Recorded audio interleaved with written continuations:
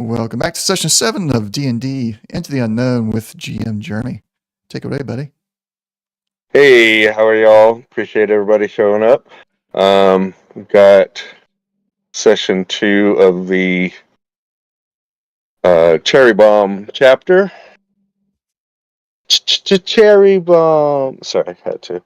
Anyhow, last we met our adventuring party, they were on the winding road west, headed towards the North Fangs in the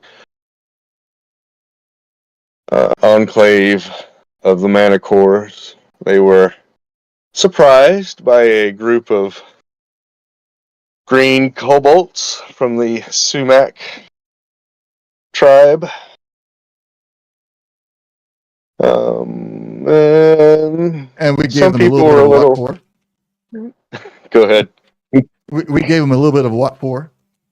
Yeah, it definitely it took them by surprise. Necra, using some of her innate abilities, was able to jump in the leader's face, and Cullum was able to fight off the ground troops. And the surprise became a double surprise, shall we say. The hunters became the hunted. Of course they did. And they messed with us. So you turned the tables and sent the Sumac packing. Not after they had asked you, demanded of you almost, to go to this temple and grab for them the orb that speaks.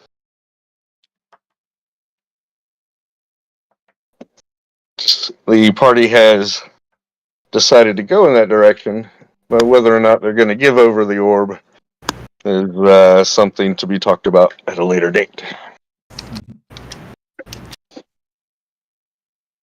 You have just stepped off the road leading to the west and are making your decision about your traveling plans. You're half a day away from the Grove and a day and a half away from your objective. You have a half a day left in your marching. So, what do y'all want to do? Well, Kellen's going to pull out the bagpipes. I'm sorry, what was that? Bagpipes. Oh, okay. There you go. Yeah, that was a bit. I had it turned up for the Fallout campaign. Sorry. Right. So Kellum grabs his bagpipes and I guess starts walking. Yep, that's we kind of decided last session we'll go get it. We'll figure out what it is and decide if we're going to hand it over or not. So Kellum's like, well, that's it. That's what we're doing. And starts walking. Yeah. Mm-hmm. Necra, what are you doing since you have a kind of an interesting flight path, shall we call it? I'm not the only one who can use the trees this way.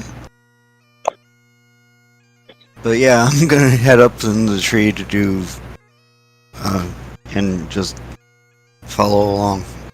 Okay. We'll put you like in a flanking position, following along Kellum. Maxie will flitter between hanging out with the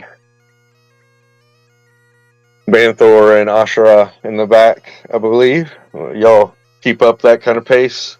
Maybe 20, 25 feet or so from Kellum. Mm-hmm. Okay. All right.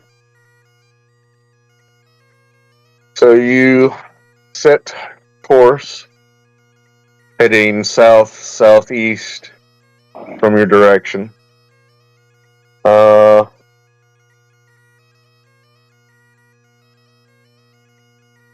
will you be concentrating on your performance or splitting your attention between your environment and your performance? I'll be splitting, of course, as Okay. I typically do. This is a Alright. song that he's played many, many times, so it doesn't take a lot to, just keep it sounding at least halfway decent. That way he can continue his, watching for Necro to give him a signal, or watching for anything that Necro may have missed as well. Gotcha. So you're kind of keeping your eye where Necro might be, just to make sure if she sees anything that she can make you aware of it. Correct. Got it. And Necro, you're basically moving slowly through the trees, keeping an eye out on the. What is your main focus? Keeping an eye on Kellum or the general area? The area mostly. Okay. Though because they're hanging back so far, I am paying more attention to Banthor and Ashura. Mm-hmm. What's directly in front of us. Okay. So Maxie is going to be patrolling and keeping an eye on each group individually in her patrol. So she'll hang out in the back for a good little bit. Like half the time she's going to be with those two. And then a quarter she'll be with Kellum, and a quarter she'll be with Necra. Kind of just watching in those three groups. And she'll be watching over whatever group she's with at that particular time. Ashra and Banthor, what are your attentions going to be on while we're walking through the woods, listening to Kellum and his bagpipes? I'm gonna eat one of my rations and look for herbs if I could. Mm-hmm. Definitely. Go ahead and give me a survival.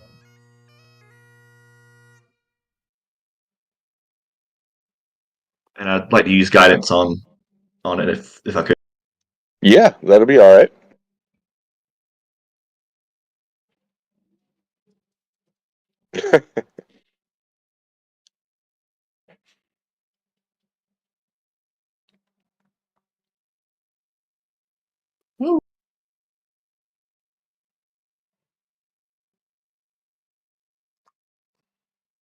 So, for whatever reason, you are unable to find any herbs that are healthy enough. What's that? Can I assist him? Yeah, I mean, if the two of y'all want to go, yeah, you could do that. Alright. So I'll give him the help. And he can roll again. So go ahead and roll again, Banthor.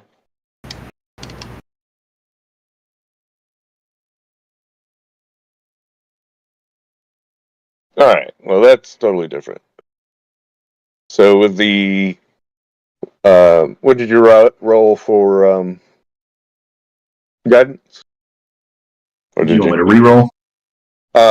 Did you roll a guidance check? I'm sorry. I did. It was 1 and then +2 for proficiency. Okay, so you got a 21, basically. All right. Oh, I see it now. Yeah. Okay. Give me a moment.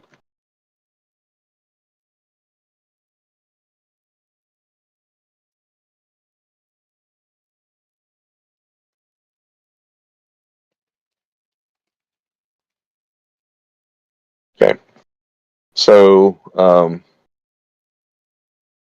you were able to find 5A, 4B, and 5C.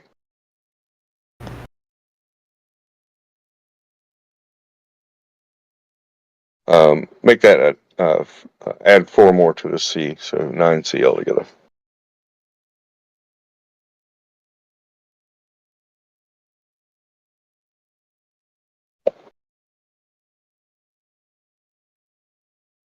Can I get a perception roll from Necra, Kellum, and Maxie.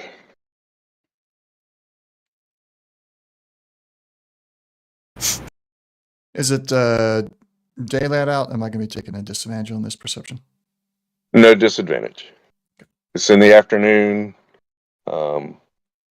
The sun is coming at a particular angle that you're good. All right.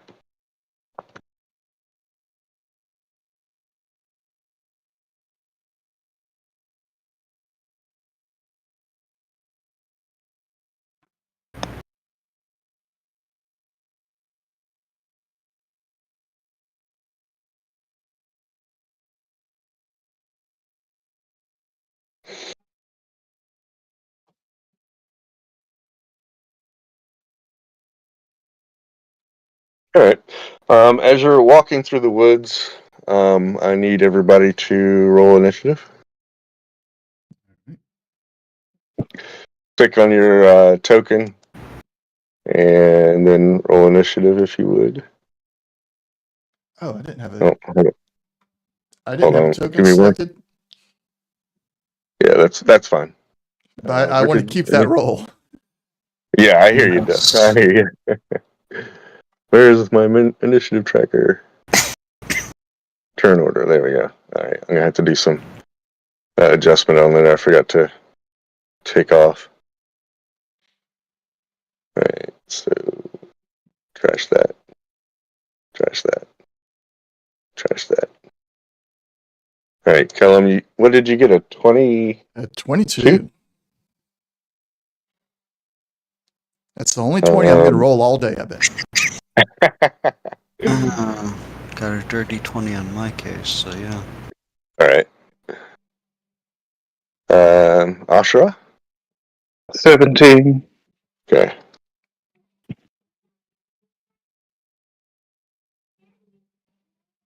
And Banthor, what did you get there? Is that the 15 then? Yeah, 50. Okay, so we didn't do badly.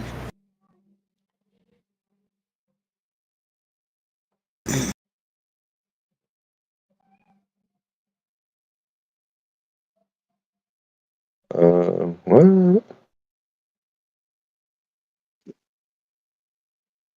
Well, I cannot not do that.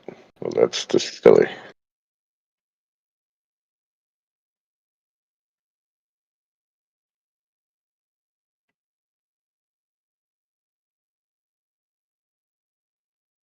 Morning, buddy. Morning. How you doing today? Good.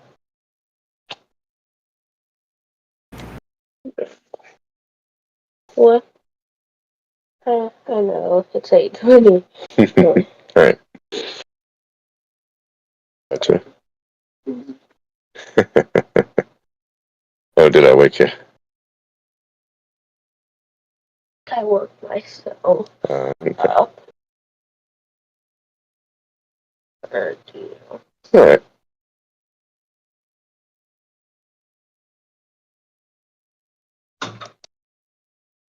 There we go. All right. Get everybody skated.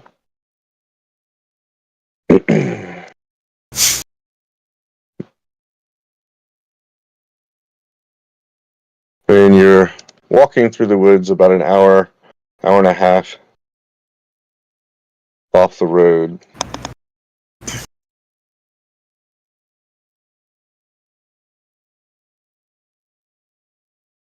Banthor, you to your southeast at the bottom corner of the map to the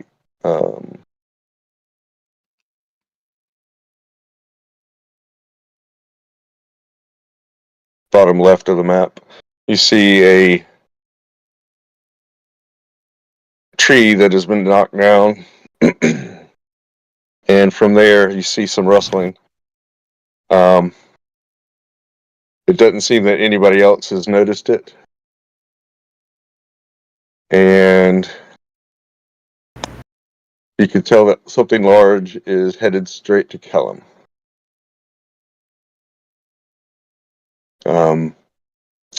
the last time you noticed something, I didn't really give you a chance to alarm the group like you were trying to. And my apologies, I didn't quite catch that. So everyone except for you, Banthor, is surprised.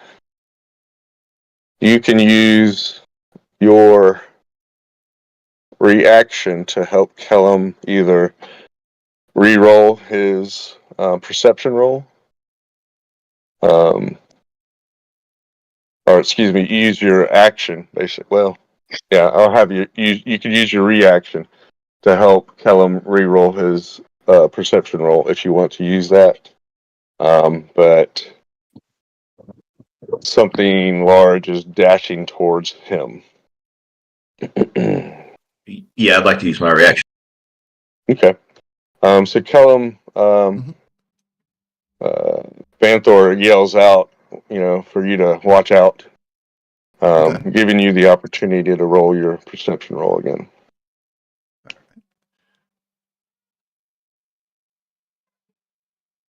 Oh, it's not Okay. so much better. It doesn't seem to help. Hold on. I right, have do 2 you have any? inspirations, right? Yeah. I'm going to Yes, use you the do. extra one to Okay. roll You that can again, do that. right? Yeah, I'll allow you to do that. There we go. 17. Okay. It's better. Okay. So meets it.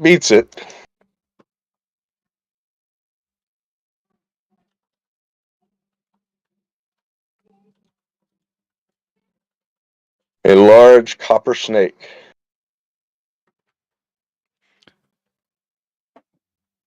Okay. All right. Are you kidding me? I got the same initiative roll that I got. All right. Well, I'll be obviously not as gingerly as normal, but I'll be dropping the bagpipes kind of off to the side so that they are out of the way of the incoming combat, and I will draw my sword and my short sword in my offhand and prepare for battle. Unless I get Okay. to take the full first turn here. So actually, he's using a held action. So basically, you will be coming in at the same time. So Okay. this is a large snake. As you see, it looks like it's venomous. You can use your action as a defensive action, or you can use your action to basically counter strike.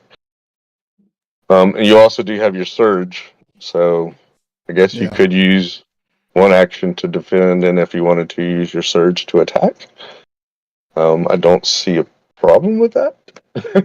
Now, Might I be a think little. I'll pass on defending. I mean, I've got a pretty high AC now with Okay. the new armor and my offhand weapon adding to it as well. So I'll Okay. just I'll soak whatever damage he throws at me right now, and then I will unleash on him. All right. So he's going to attack you. So he's using his held action. So he attacked. Did it do anything? Okay. So. Oh, hold on. Does that? Yeah. Okay. All right. Okay. So a 12 that doesn't hit, does it? It does not. Right. Okay. Fine. So we'll start the turn order. Well, let's see. So that was his held action, and now you have your action. Okay. So Okay. and then he'll have another action after you, and then Banthor can act All right. because everybody else is surprised. All right, so Fine. Kellum, what are you gonna do, buddy? I'm going to start out with Booming Blade. Okay. And so that's just going to be basically my regular attack, but he's going to be surrounded in the thunder energy. Oh, yeah. That's got it. All right. Is that? It's not a crit. No, it's a 19. Nah, Okay. not quite Yeah. a crit. Right. 19, It actually. does. I was almost there. Yeah, almost. So 19 does hit. Let me double check. Yes. 19 hits. Go ahead and roll your damage. All right, here's the damage. All right. 11 slashing damage. And then he's now surrounded in the Booming Blade aura. Got it. Next, I will use if I remember correctly, you were letting me use the Booming Blade as in the same attack, and it doesn't use up my bonus. So basically, you're saying you want to use the spell. Oh yeah, the spell is a action, so you still have your bonus action. And that's correct. You can use your bonus action attack. All right, so I will do that with the short sword. That's a 22 That hits. and 5 damage.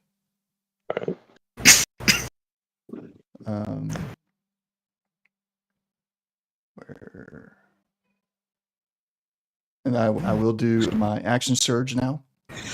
Okay. Now, the big thing with the booming blade is that it procs when your enemy voluntarily moves. I know. Yep. Okay. Yep. All right. I have a plan. Okay. So yeah, I'll use my action surge Mhm. to take an additional action, which I will.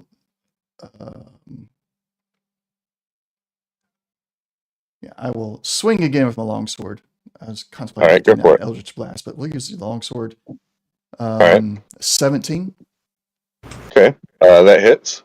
All right, and this is still single-handed, so it's the 4 damage. Okay. And then I will, I'll soak whatever comes at me. I will move back Okay. 20 feet.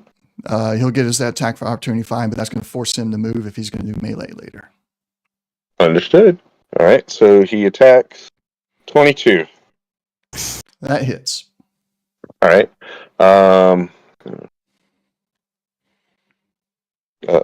8 piercing. Okay. And I need you to roll a Constitution saving throw. Oh, it had to be Constitution. All right, let's see here. Oh, my Constitution saving throw is +3. That's not bad. Not bad, yeah. 11. Alrighty.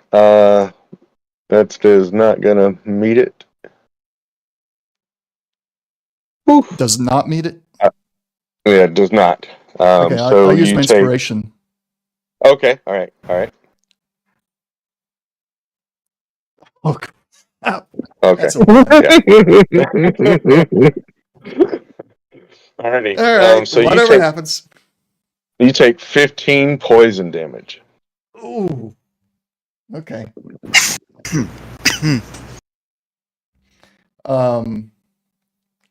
Yeah, buddy.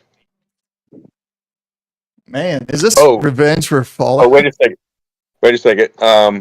I forgot. Maxie is gonna use. No, she can't because she's surprised.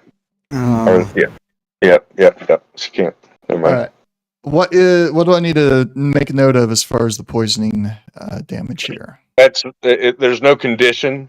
You just took 15 points of poison damage.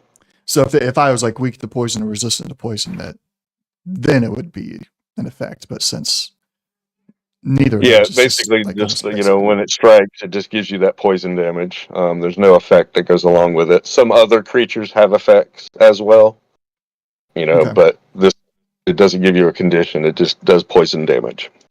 All right. Alrighty. So That's me. then it's your turn. So now we're going to go to the copper snake. So it will move. What damage does it take when it moves? Let The me pull that up. If the target really moves 5 feet or more, before that, they take 1d8 of thunder damage. all right.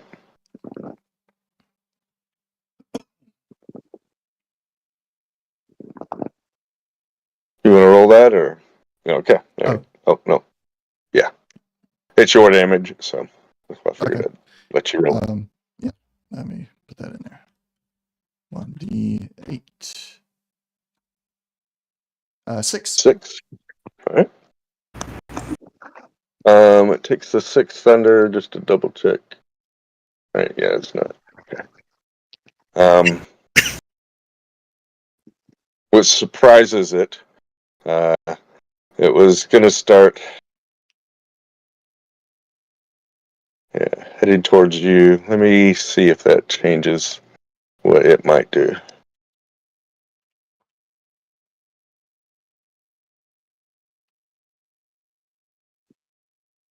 Okay. Angered, it's sensing that it came from you, Kellum. It's going to come at you and attack. Yeah. Let's see what happens with Kellum. Ooh, lucky 8. That does not nice. hit. Nah. Okay. It just has the 1 attack. So, Banthor.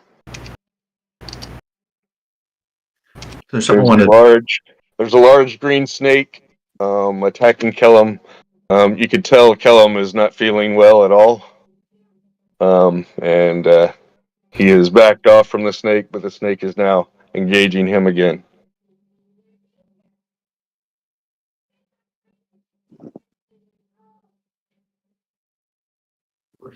Let me know if this would take 2 turns.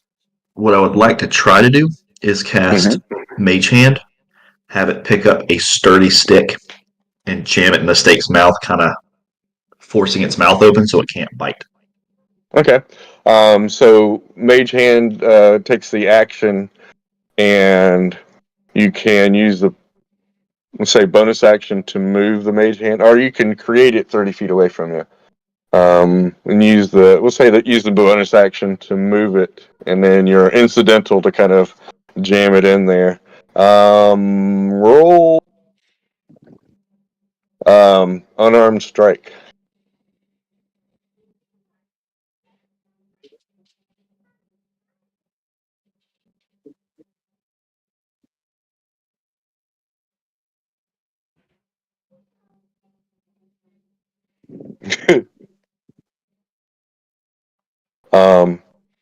Do you wish to use inspiration? Yeah. Because that's going to be a critical fail. All right, 17. There you go. So you jam the large stick in its mouth. It will have disadvantage on its next attack.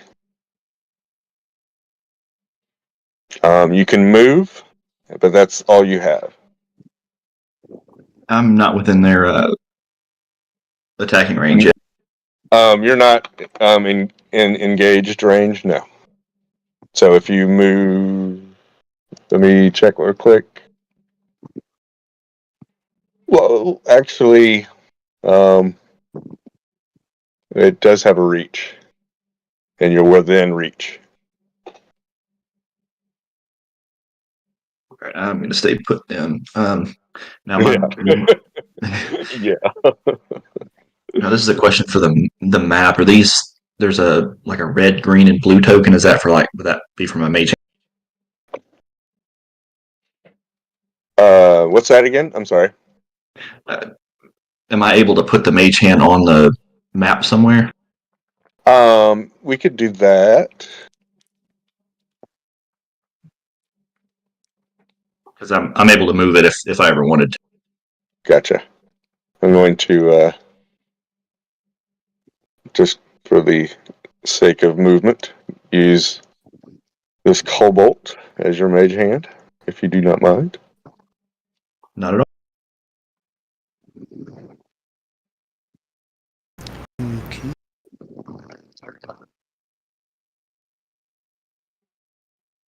Of course, now I can't mess up details.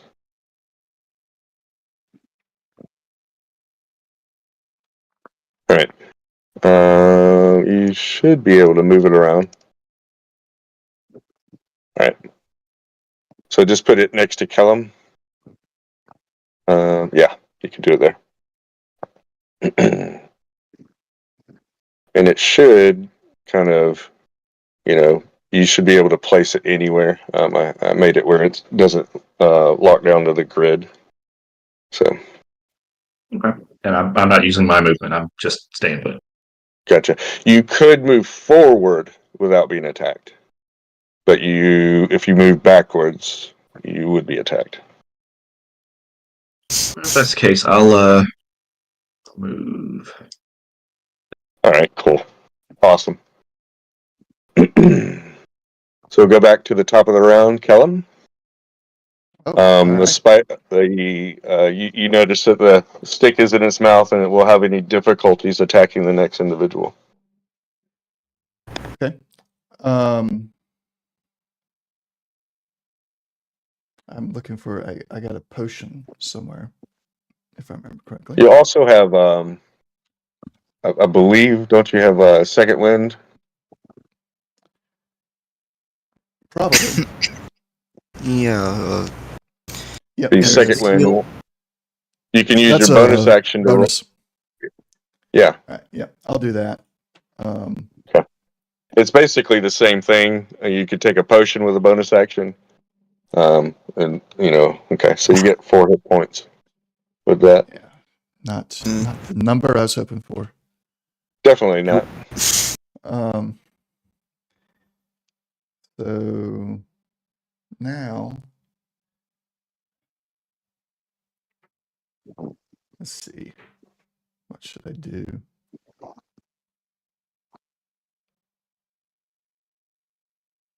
I still have a reaction, don't I? Yeah, you have your action and your reaction. Okay. You can use your action to disengage. Which will, right. I'm not really a disengager, except when it's, I don't know, it's complicated. Well, no, that was a tactical disengage. Yeah, that was a you were trying to disengage.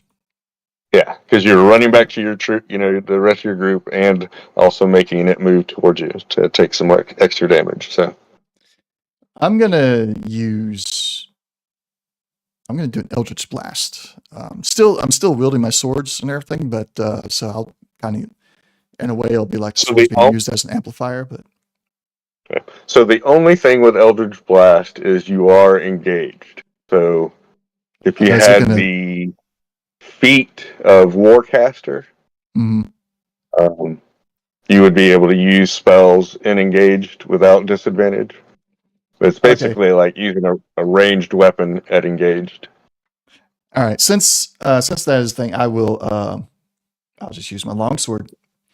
Okay, go for it. Take it. Oh my goodness! Wait. 7? Yeah, no. No.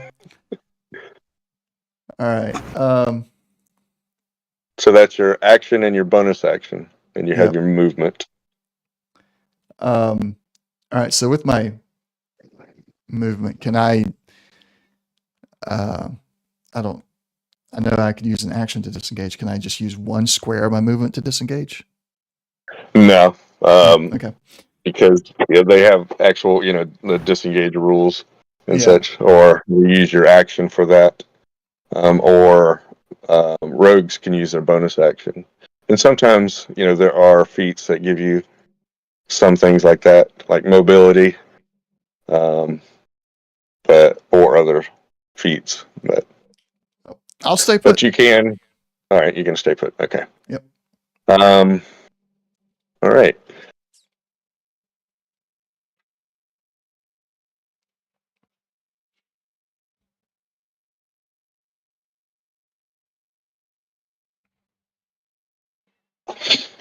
So the snake is going to try to finish you off. Tell him he's going to strike at you.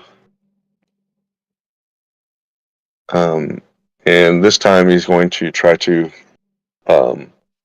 grapple you. Okay. Yeah. And 9, that misses. Yep. Alrighty.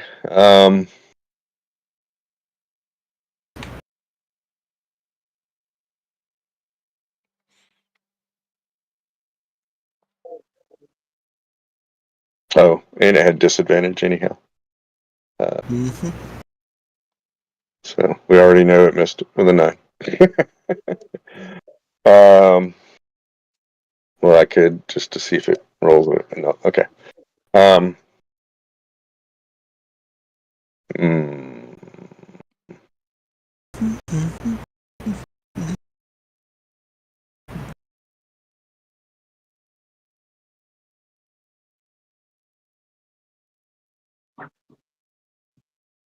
Alrighty. I think he's going to see how the round goes before he makes his decision. Necra. Alright, so. Well, actually. Yeah, right there should be good enough, unless it's got cover. It does not. It's large enough that you can see it. Okay, well. If it was like a medium creature, yeah, 22 hits. If it was a medium creature, that would be a different story. But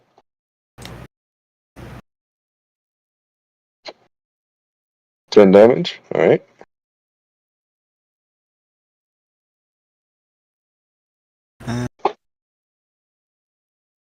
It is now wounded.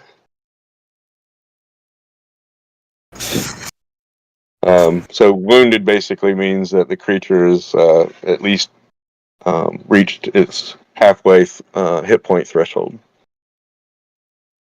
Okay. Let's see. Actually, that was. Oh. Well. Crap, should have done that first. What do you want to do? Hail of Thorns. Is that a bonus or? No, actually, I don't want to do it because I finally got reminded about what it would do to the people around the critter. Yeah. Have limited ability to use magic, so yeah. Move forward to over here. And that's my turn.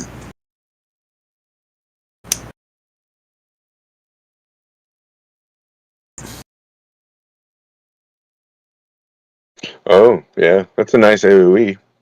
Yeah. Not so good when friends are engaged with the opponent, though. Right. Okay. And is that it for you then? Uh-huh. Okay. Ashra. Nice. You got it right. I've been practicing, damn it. All right, talk to me. Okay, Kellum's engaged. Did Bathor move up to engage? He did. He stepped in front of you and is engaged. And there's a magic hand there as well. Say it's wounded. Okay. And Kellum's looking bad. All right. We're going to use a bonus action healing word for Killum. Okay. Go ahead and roll that. Second. All right. So you get 7 hit points, Kellum. All right. Thank you. That's max. Alright. And I will use an action to Sacred Flame. Mm-hmm. So I need a dex save 13. All right.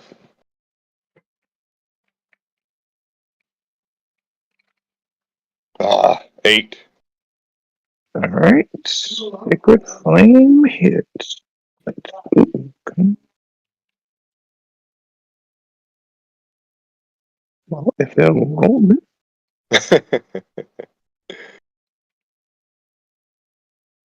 it, dear. I don't want to roll the D8. Good. Okay, we do this the hard way. 3.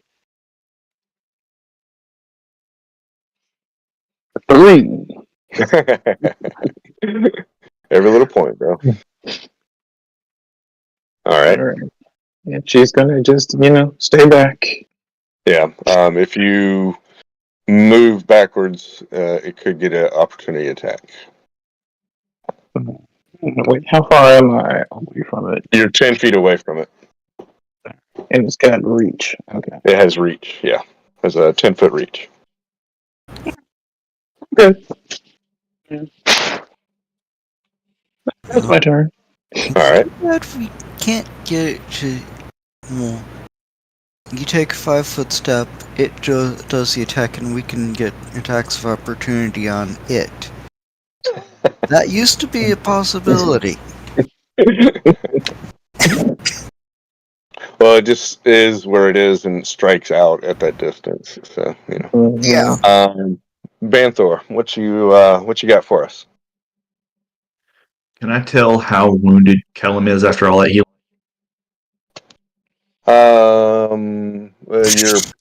Your passive perception is 15. Yes. What's your hit point, Kellum? Your current and total. My current is 12. My total is 24.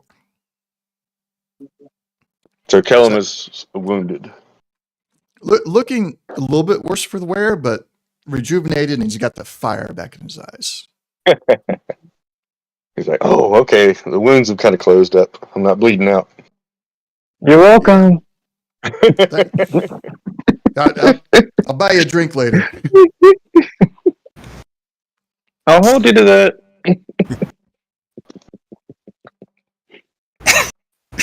I saw that hit, and I'm still worried. I'm going to cast Cure Wounds on Okay, Kellum. go for it. So as an action, he rolls Cure Wounds, and you get 4 hit points. All right.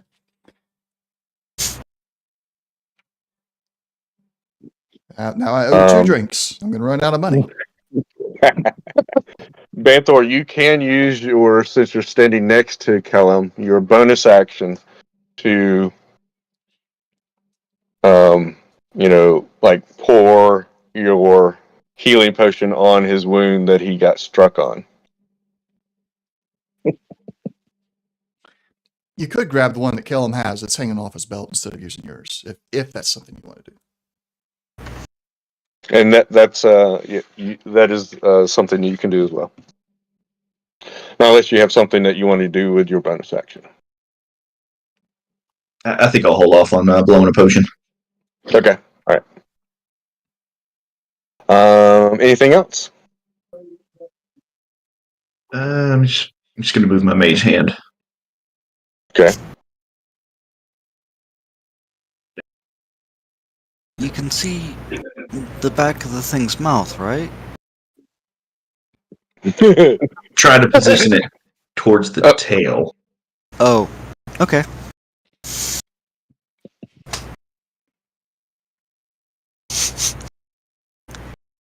And Okay. Give me a second.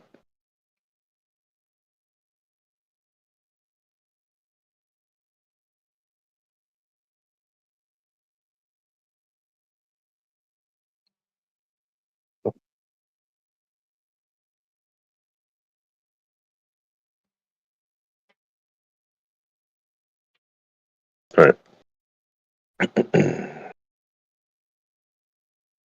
I keep forgetting about Maxie being able to do that. I have to remember that. Okay. Maxie, seeing the kerfunkel, will use her short bow and attack. Rolling a 9.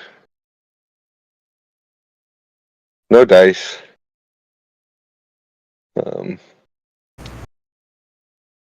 Maxie will move over behind Ashra, though.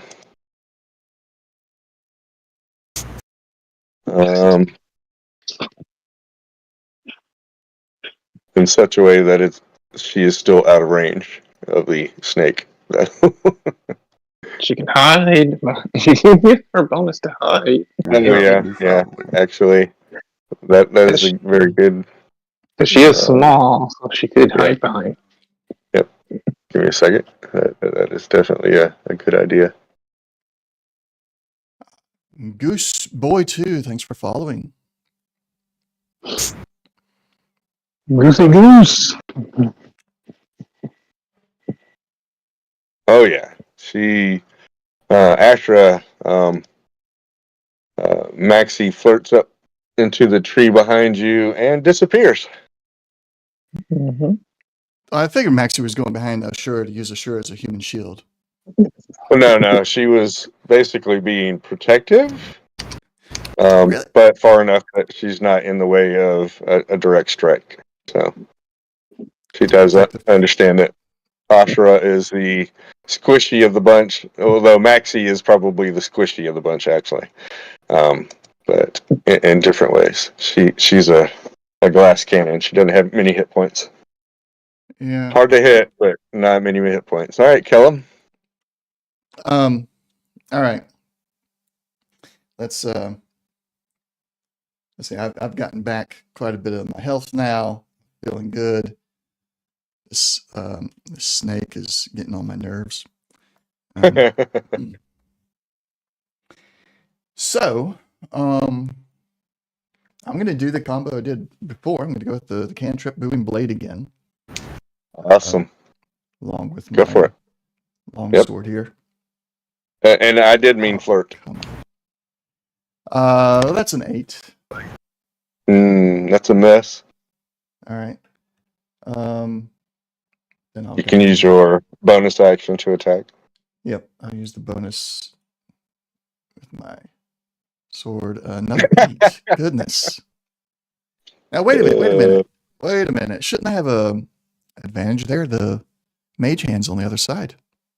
It's not. It doesn't count. Yeah, I had to try. Yeah. I looked over. I looked over the rules, and it can't attack, and it can't use a help action. So yeah. Now, if there was a certain type of rogue, they could, but no. Not the standard. Can I, what type of with rogue? My movement without disengaging? Oh, go ahead. Hold on just a second, Kellen. I just want to get that in. Inquisitor rogue can use a mage hand to use the help action. And so, the mage hand kind of like flops down, and kind of like as if it was, I'm like, oh, I was trying to help. Anyway, so do you want to move away? I don't want to move away. I want to see if I can just move to this square here, staying engaged with them, and if I just okay, and then that should give both Banthor and myself advantages on our next attacks. Correct. With flanking. All right, I should have done that before I attacked. All right, that's my turn. Roll athletics. Oh, bother. Should be somewhat. That's 13. All right. Sure. Go ahead and roll again for advantage. Oh. You decided to move first. So. Okay. So hold on. Am I rolling the attacks again as advantage? Yeah. Okay. So the long So sword. both your booming blade. All right. There's the long Okay. sword, the blooming blade. 24. All right. That's a strike. Go ahead and 10 10. damage. All right. Okay. Here's the short sword, 20. Not a natural. That's a hit. And 5 damage. Alrighty. So it is now the snake's turn, and he is worse for wear. He does Thank you, not like the GM. situation. You're quite welcome. I don't mind, like, okay, if you do it well enough in an athletics roll, I'll let you go over there. So, and I figured you probably had some bonuses on athletics. Oh, yeah, I got +5. Oh yeah, there we go. So, the snake is not in a healthy place. It's going to use its action to disengage. It will disengage Kellum, Darn. but not Banthor.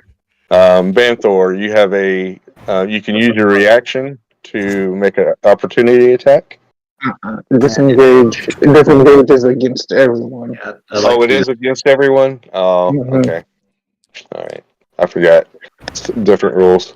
Okay, Well, so he will still, he's moving willingly more than 5 feet, so he's still going to take the 6 thunder damage. he had 6 hit points.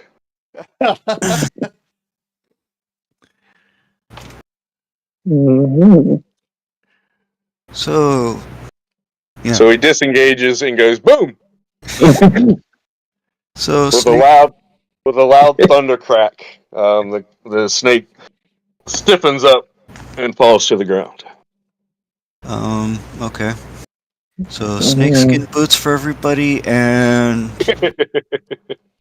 Oh, yeah. obviously collecting more poison glands. So this has 2 poison glands, the fangs, and of course the skin. The leather skin. So poison fangs. Who's gonna extract All right. What is it going to take? a survival? I can. Hold on. Let me look at that real quick. Either. Okay. Survival. I can assist anybody with survival. I've got good survival. Okay. So what do you want to take out first? Go for the fang. All right, go for it. Roll survival with advantage. With advantage.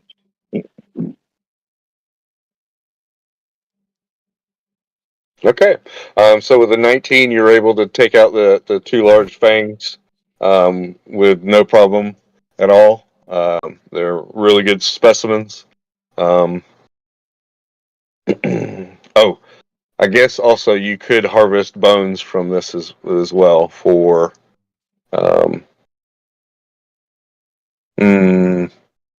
Actually, yeah, you'd be able to harvest some bones, but not as many because of the 2 booming blades. Some of the bones cracked. Yeah, that's I mean, depending on what things happen to the animal, it can be can affect things like that. So you're able to take the 2 fangs from the copperhead snake. Cool. You have the poison glands and the skin. That will take some time to do, and the bones will take some time to do. Do you want to start on the glands and then make a decision about the rest? Yeah, grab the glands next. Well, We might as well. I like to try. Going harvest wherever you I want to mean- harvest and set up a little camp here. Yeah, that's what I Our was day was thinking. nearly Might as out. well drag it like to the side and just find a spot to like, harvest it. But I guess Banthor and Ashra myself would like pull it to the side. The other two can kind of set up the camping spot for us Okay. while we're Skin while we're it, harvesting. hang it, and cut bits off for dinner. Okay, do that too. Yeah, make some some jerky. There you go.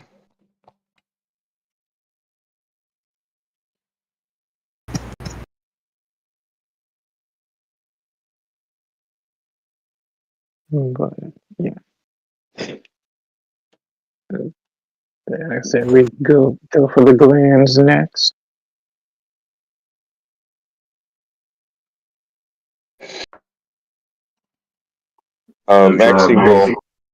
Maxie's gonna keep watch over you guys while Kellum and Necra are setting up camp.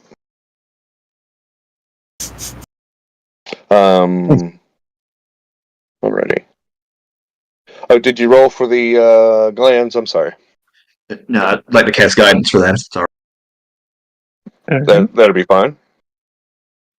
Yeah, good. It's an advantage because I'm still helping.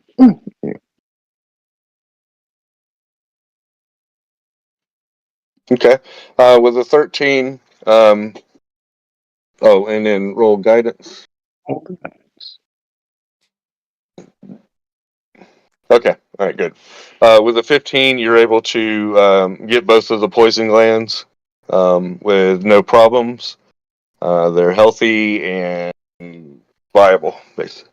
So you have 2 poison glands from the copperhead snake.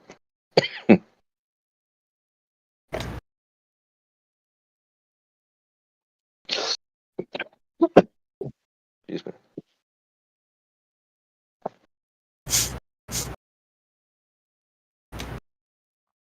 Nice.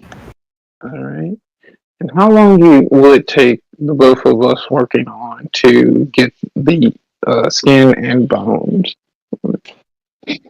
So it'll take an average of 3 hours. You can cut that down depending on your the survival roll. All right, Banthor. You still have advantage.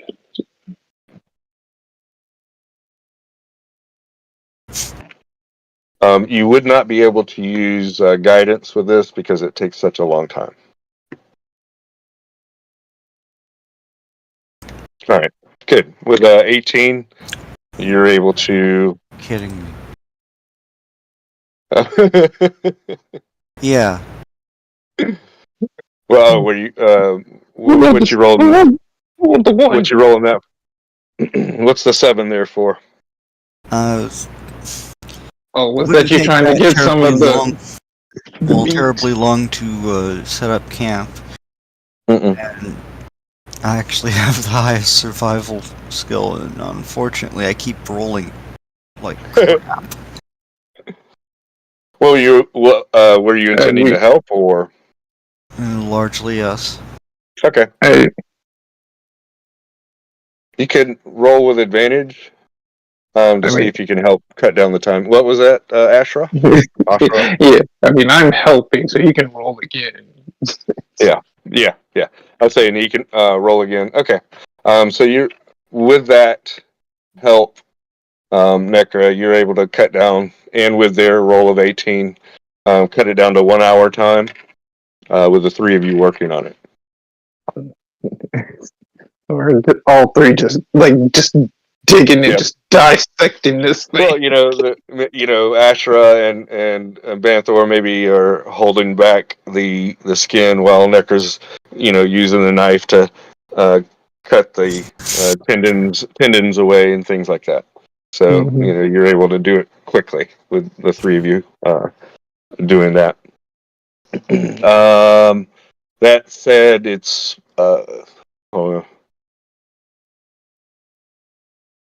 You get 4 square yards. 4 square yards of. Ooh, nice. Of the skin. Yes, of the copperhead skin, snake skin. All right. 4 square yards. That's not a bad score. Yeah, it's a large creature, so and it was had a large girth and such, so it able to get a good section of that looks really nice and such. Not damaged too much by Kellum's sword strikes.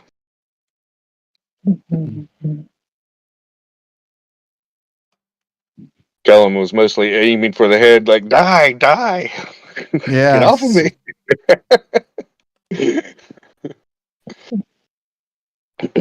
And it'll take roughly the same amount, 3-hour time to procure enough bones from the snake if you want to do that. You have enough. You have enough time, and you think if all 3 of you do it and roll well, you can decrease that time. All right. If it goes badly, we can decide if you don't get anything at all, or if it takes much longer. If it takes much longer, then you're eating into your travel time. Uh-huh. Well, I will assist again, so both of you can roll with advantage. And this will be too long to use guidance as well.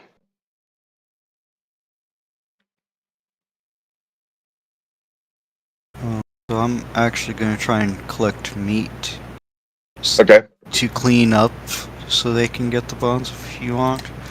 All right. And that can actually help out with that.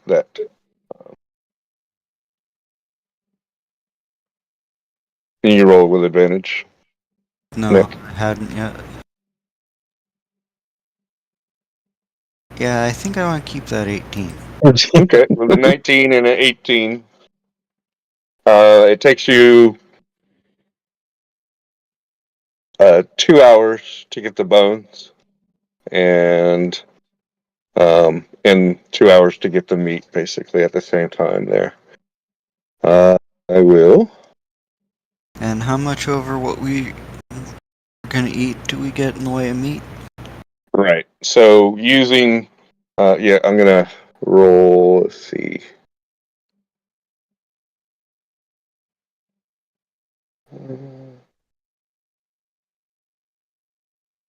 Okay, for the bones.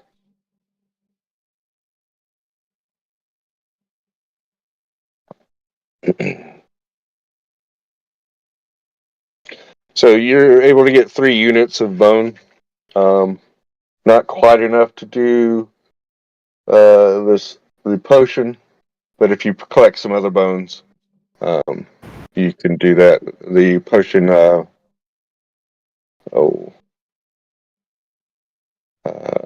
animal friendship needs 5 units of bone, but you are able to collect 3. Three units Yeah. of bone. Yeah, just kind of a low roll there.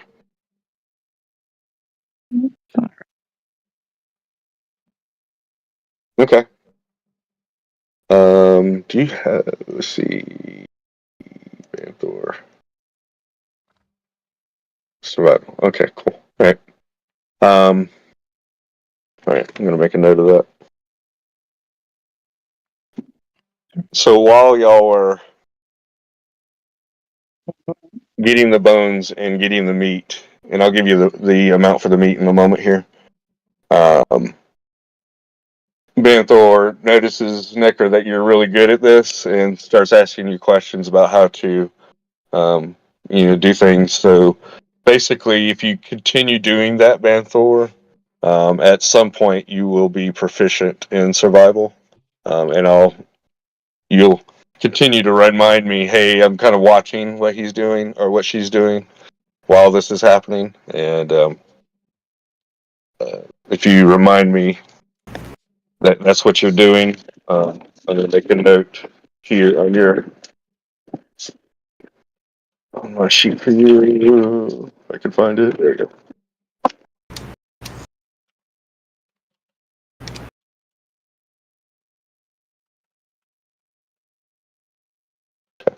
Right. So basically, doing things like that throughout the campaign, you can start learning from other individuals. Nice. And after doing that multiple times, and I mean multiple times, you can get proficiencies. Either with tools or with skills Nice. and languages, things like that.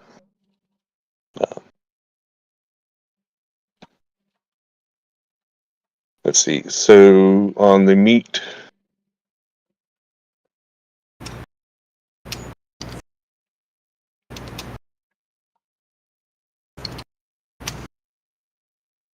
so past what y'all would eat a night, you get 14 pounds.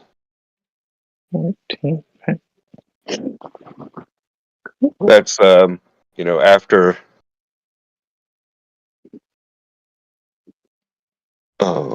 shall we say some of the meat is damaged and Fae stomachs, need to make sure that they have unpolluted meat, shall we say.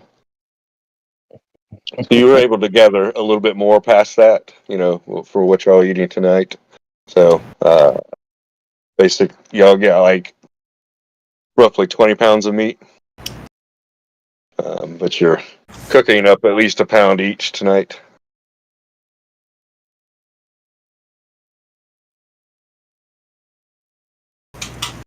Okay.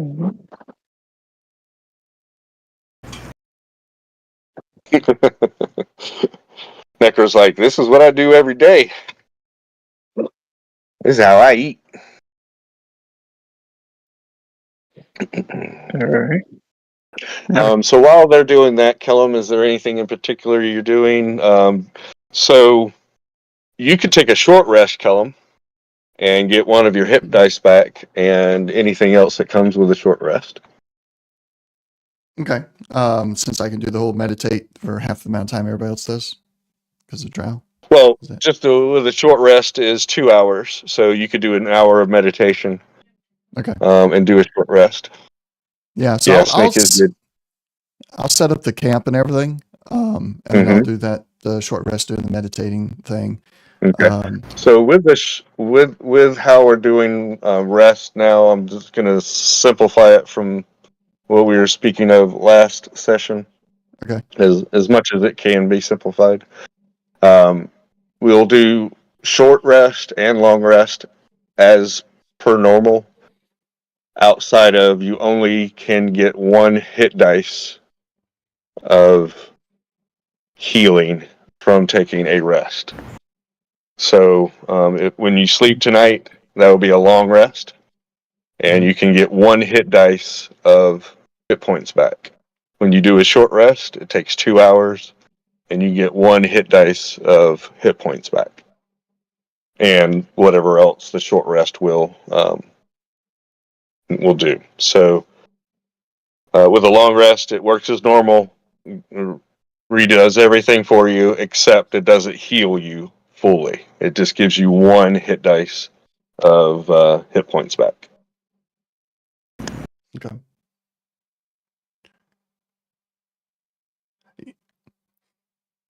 So you could take a short rest while they're doing all the carving and get 9 hit points back. All right. Get 9. I thought it was dice roll. Oh, Yeah, that roll. dice roll did Yeah, you rolled the dice. You got the Yeah. 8 plus the 1, so that's the 9 Yeah. hit points. It didn't mark my dice as being used though. I can go ahead and just see. La la la. Short rest. You use a fighter. There we go. There we go. Right. So yeah, we'll heal 9, which brought me back up to full. Okay. And then, so when we do a long rest, we only get one dice. How do the dice reset? during a long rest, those dice will reset. Okay. It will be. Let's see. But aren't we also using one during the long rest? No. Yes. Yeah. Actually, you'll be utilizing one of those hit dice during the long rest, but only if you need to. So if you don't need to use the hit dice, then you don't have to do that. Okay. As it stands, I don't think anybody else is injured. So when we do our long rest, we just do it as normal. We'll just hit long rest and go and confirm that, and it'll put all your stats back up for your spells and any of your skills. Okay. So while Kellum is doing his meditation short rest, he's going to meditate on his possible paths that are laid out before him, and he will also attempt some manifest destiny for Wolf Companion. Oh, okay. All right.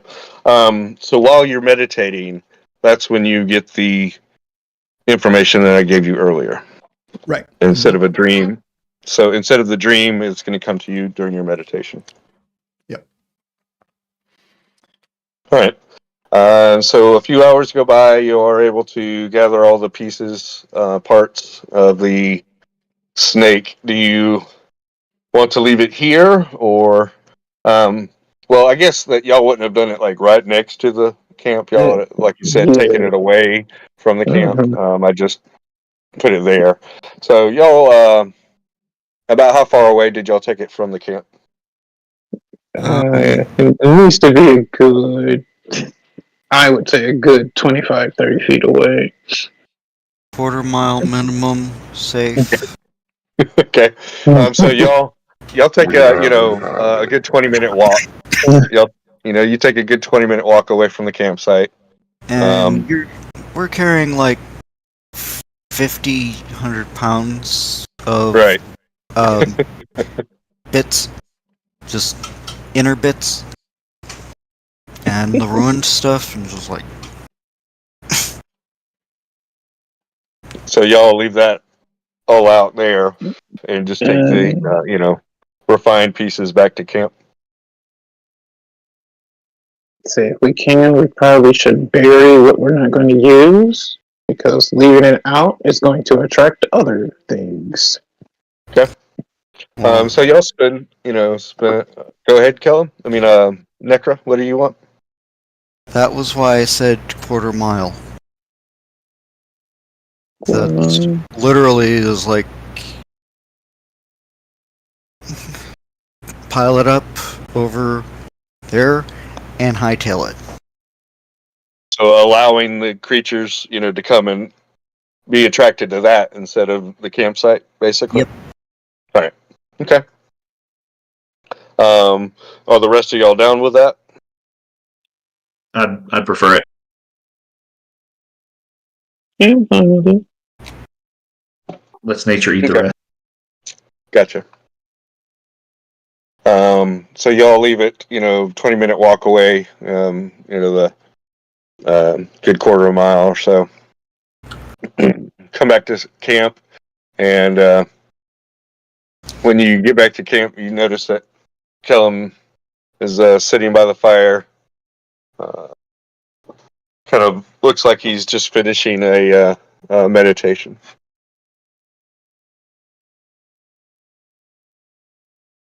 Do y'all want to RP any, or just continue on?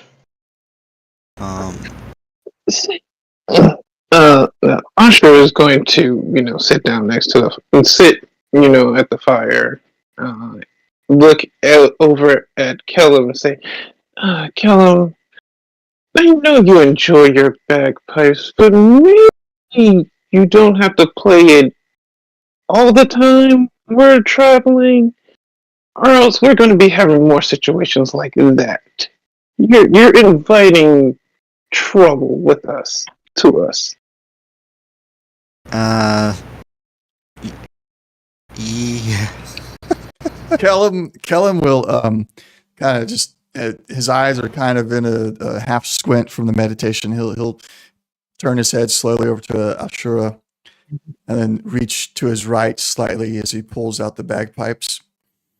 It also scares away other things, and he'll just set the bagpipes in his lap for now. Yeah, the things that it scares away are things we don't really worry about. The things that it attract, again, and she motions towards the meat and stuff, is what I'm more worried about. But the more the larger creatures we defeat, the more power we pass on to the tree. Oh. This time it was one. What if it had been more than one of those? Well, we defeated that one pretty well. Yeah, and you almost went down. It got a good chunk out of you. Uh-huh. Do not let your hubris be your downfall. It's not hubris. I just like the bagpipes. It's part of my culture. My people always played the bagpipes as they traveled through the forest. That's fine and dandy, but again, there's a time and place for these things. And especially where we're heading, we want to go on a more quieter approach. Yeah, I can't hear a damn thing when you're blowing those pipes, Maxie says. Sorry.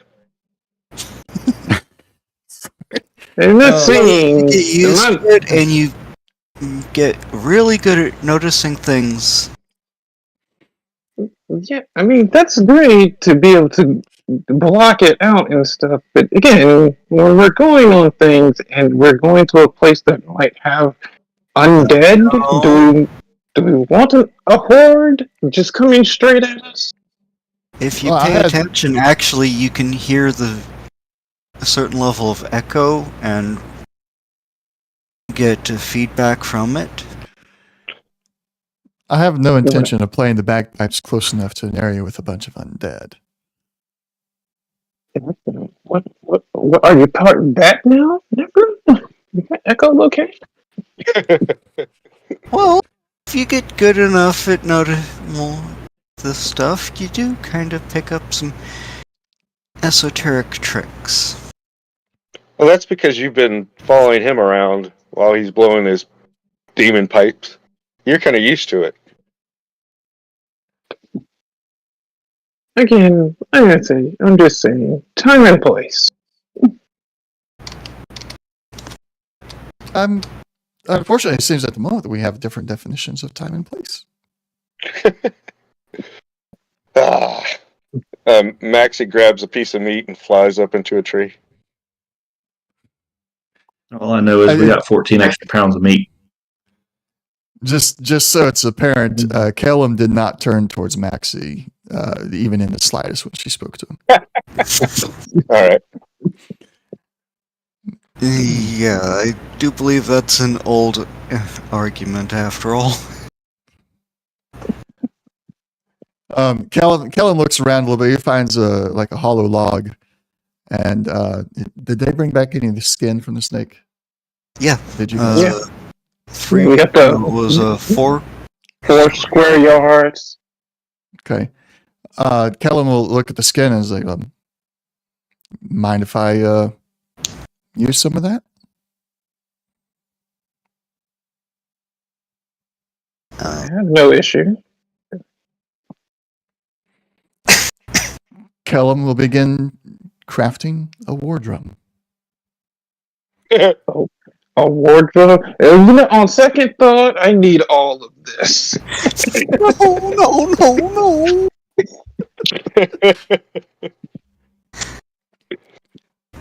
Pipe and drum. My long rest.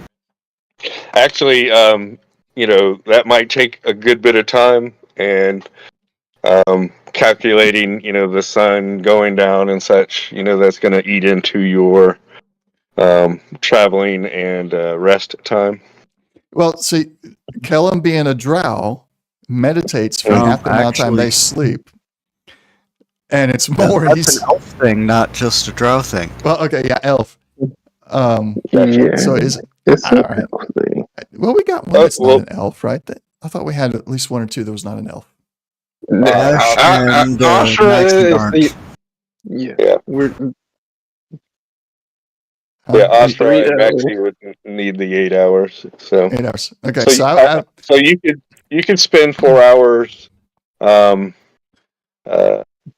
gathering and gathering materials. I mean, the skin's gonna have to be dried out a certain way anyway, and he's Yeah, just going to be gathering materials, beginning the crafting, what he can do. The skin, he's going to cut it to the right size, and then he'll hang it from the back of his backpack so it can dry out over the next couple of days before he begins strapping it to the actual drum. But it's going to be very apparent that he's like, I'm crafting a drum now.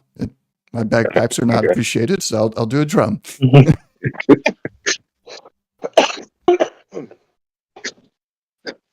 The drum can be played a little bit more quieter than the bagpipes. Okay. Give me a survival and a performance. All right, survival shouldn't be too hard. Yeah, 11. Okay. And performance 19. Okay. So it takes you a little bit of time in the dark, even to find the exact limb you want to use to create the drum, and you spend a few hours whittling it down and steaming it to get it to bend. Mm-hmm. And so you're able to do that and cut the size of the skin. Basically, that will take a yard. Okay. Of that. okay, so we're down to 3 yards. Snake Correct. skin. Mm-hmm. All right. All right. I at least want to keep a yard.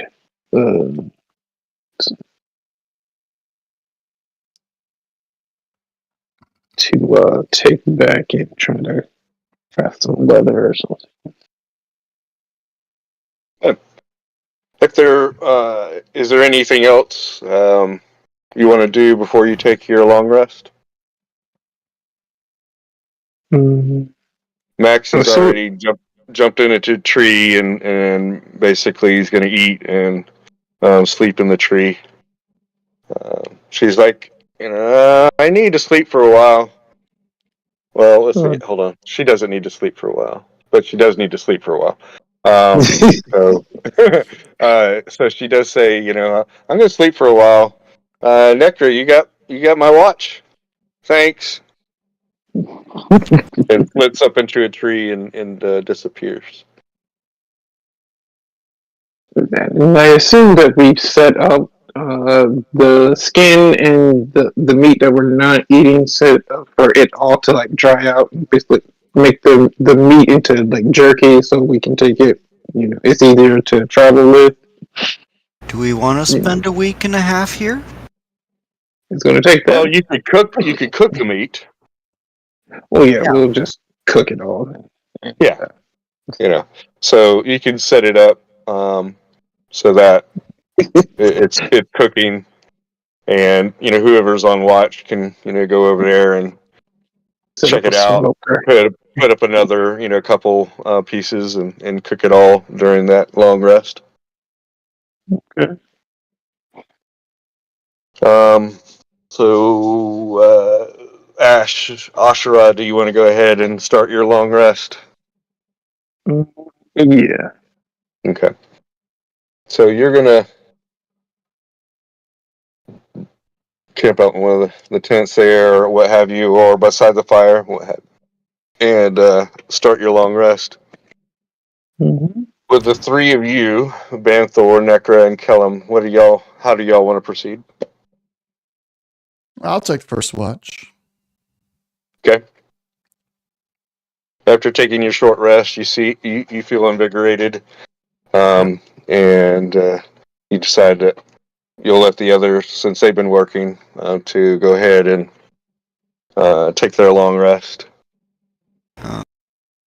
And kind of look at Banthor and is like, do you want to take the dawn? I'm sorry, what? Do you want to take last watch? That'll be fine. Could use some time to meditate. So I'll take last watch, but before I do, before everybody goes down, let me go ahead and just make some water for us. Okay. So I see 2 crates at the campsite. Okay. So I'm gonna use create water to just fill those crates up and just point at one's for washing, one's for drinking. Don't get them mixed up. Yeah. Yeah, get my fill of water, wash up from the snake, and then go to meditate. All right. I'll definitely clean up. Yeah. Will you sit by the fire or get in the tent? I'll sit by the fire. I'll leave you where you're at. Don't That's want fine. to be that close. Yeah, I was like, yeah, not on top of the fire, but yeah.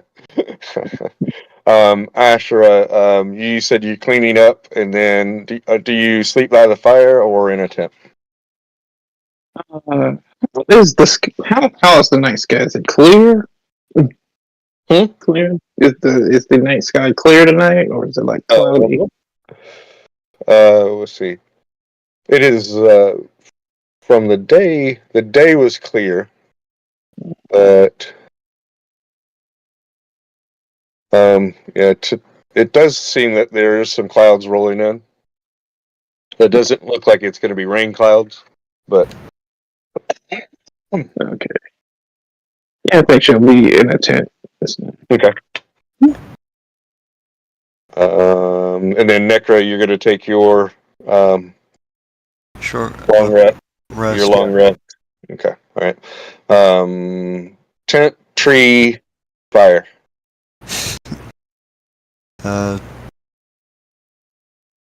Tree. You want to go up with Maxie or? Yeah, and actually, when I do that, I pull the lamp out and hang it on a branch and leave the door open. Just like, All right. if she wants it. She hears the that the lamp makes, pops an eye open. Ugh. Yeah, that's probably a better place to sleep, and crawls up and grabs a squishmallow and curls up with it and goes to sleep.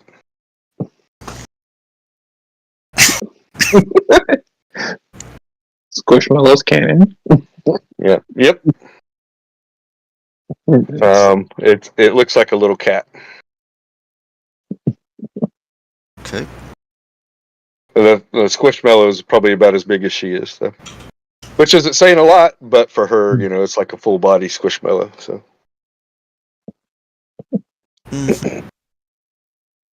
All right. Kellum takes the first watch. Roll perception for me, Kellum. All right.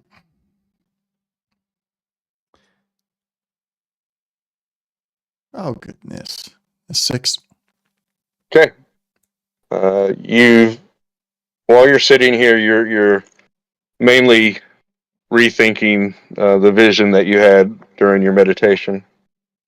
Looking at the fire and changing meat, making sure that that's going well, so that you can cook all the meat and keeping the fire going. Mm-hmm. You don't seem to notice anything throughout your watch, and you go and whistle for Necra to take her watch.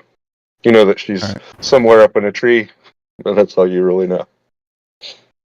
Okay. Do you want to take your long rest sitting here at the fire or in a tent? I'll go back to my meditative sitting position next to the fire. All right.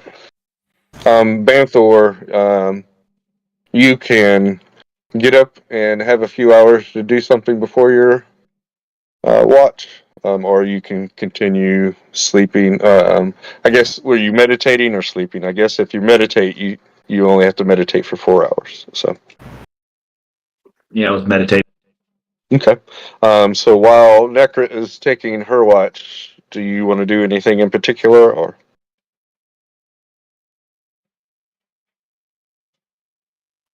Nah. Okay.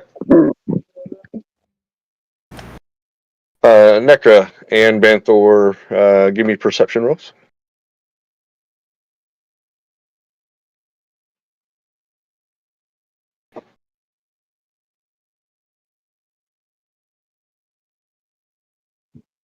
So, Banthor, while you're sitting there, just relaxing and thinking about the day and your couple of encounters, you do hear off in the distance from where y'all had set the remains.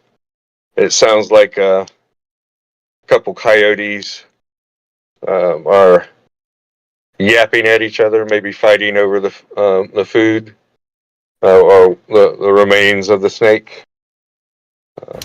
And it only seems like it's like a few, not like a large pack or anything.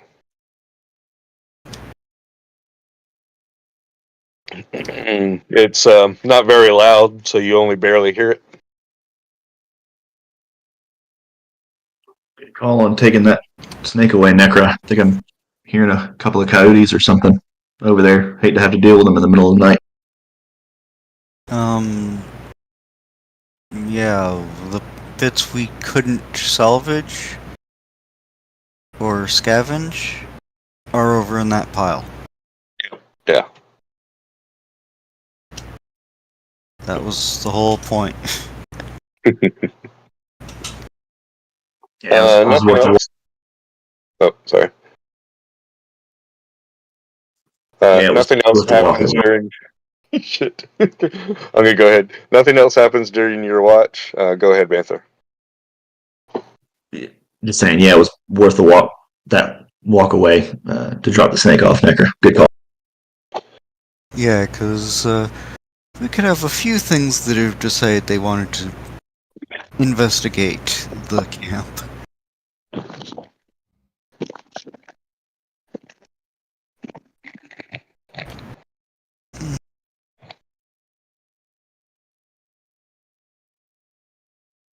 Alrighty. So Nekra, what do you want to do? It's going to be Banthor's turn. You can do something with your time or continue to keep watch. And then Kellum, you're the same for you as well.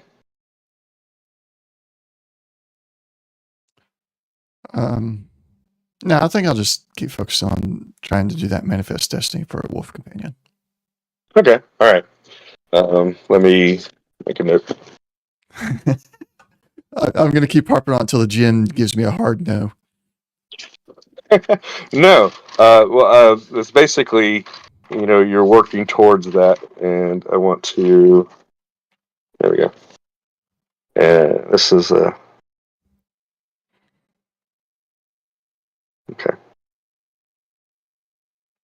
All right. Okay. I guess Ashera and Max. Well, yeah. I mean, you did 4 hours and you did 4 hours, so everybody is awake. It's early in the morning. So actually, you could break camp if you wanted to. You don't really need to take a third watch. Ashra and Maxie have slept for 8 hours, and so you don't have to, go past that. Y'all could spend a few minutes eating and breaking down camp, and continue traveling if you'd like. Just a question for Ash. Didn't you have to take some time to renew spells in the morning? Or is that part of your long rest? Long rest. Okay, I just... Mhm. Yeah, definitely not gonna do the double rest thing where you have to rest for spells and such. We'll just clear that up with a long rest. Mm. Make it a little easier. Just I mean, preparing I will spell say, slots and stuff, depending on. for for that, I will say, she would probably take some time doing her own type of meditation. Won't be the Okay. same as theirs, but yeah. Right. Yeah. So part of your waking up, you slept for about 6 hours, 6.5 hours, and then kind of got up, maybe grabbed something to eat, went back to your tent, and then started doing your meditation, or vice versa. Maybe did your meditation first before you got out of the tent. Do you light any incense or candle, or is it just you sitting there with a book, or just Yeah. inner meditation?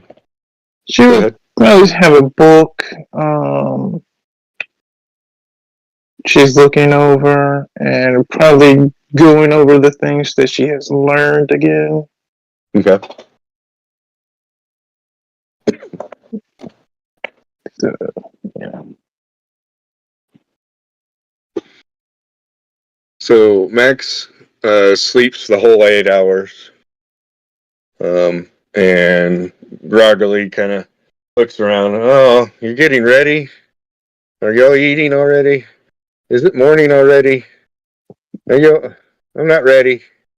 Can I have 5 more minutes? And Sure. If you want to take 5 minutes to catch up to us. well, if she falls back to sleep, I gently close the door and hang the lantern on my backpack again.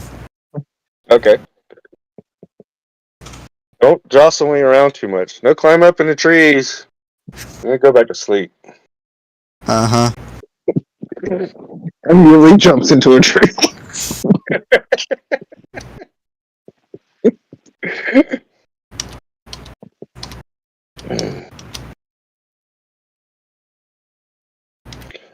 As y'all get up and start preparing, to break down camp, you do hear the coyotes in the distance. They still seem to be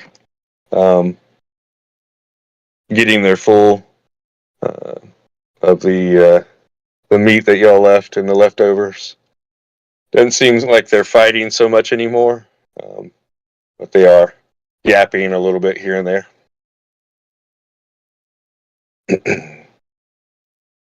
Okay. Do you want to continue the marching order you had with Kellum in the front? Yeah. Yeah. Callum is going to bring up the rear this time. Bagpipes are packed away. All right. We'll see what kind of trouble we get into without the bagpipes. And we'll see. An awful lot of the locals learned to run away from that sound. So yeah. Okay.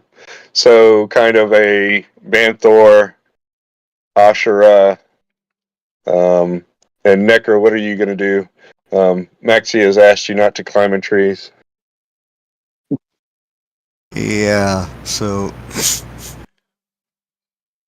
given she's effectively got a genie bottle there, I'm not terribly worried about it, so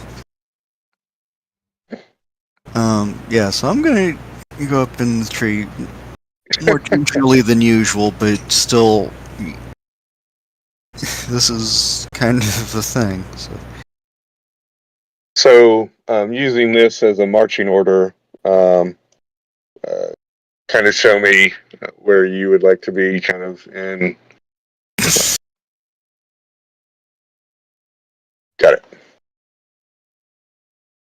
And then Kellum, would that be the spacing, like 15, 20 feet? 5, 10, 15. We're going to go right there. Okay. But And exactly 20 no between us. bagpipe. Yeah.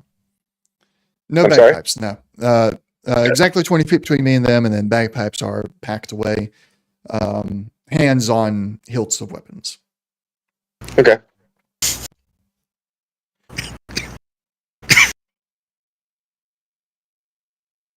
Right. So you take the day and then march towards the southeast. Keeping a watch as you go. Banthor, you're kind of keeping your ear to the north because you knew that the coyotes were in that area, and you're trying to make sure that they don't follow up. Kellum, you must think, well, that's probably why Kellum's in the back now, more concerned about a rear approach from the coyotes. Nekra is staying in the trees as much as she can, pretty much directly around where you and Ashra are. As you were going about your march, or anything in particular, Nekra, you're going to be keeping a watch of the general area. Pretty much. Kellum, what kind of watch are you going to be keeping? I'll be watching as much as I can, taking a look behind me every 50 feet or so. Gotcha. And then Ashra and Banthor, will y'all be keeping watch, or will you be searching for herbs again today?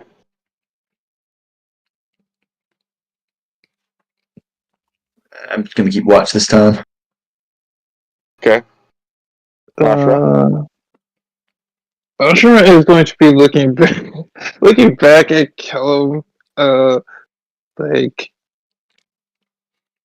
someone's salty. Well, she only says that loud enough for Banthor to hear. But she's gonna try to look for herbs. It's try because I have a low survival. All right, go ahead and roll survival.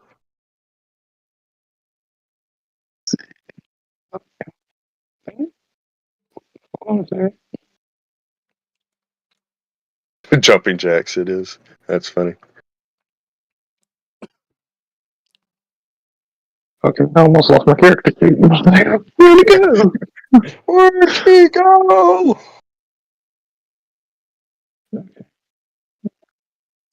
Oh, okay. Okay, There you go. All right.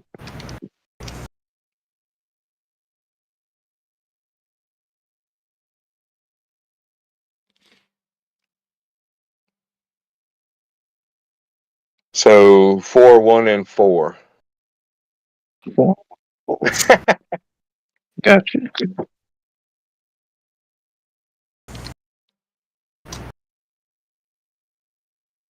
So as you're walking around, Banthor, do you say that? Yeah, that is in quote. Is that in quotes?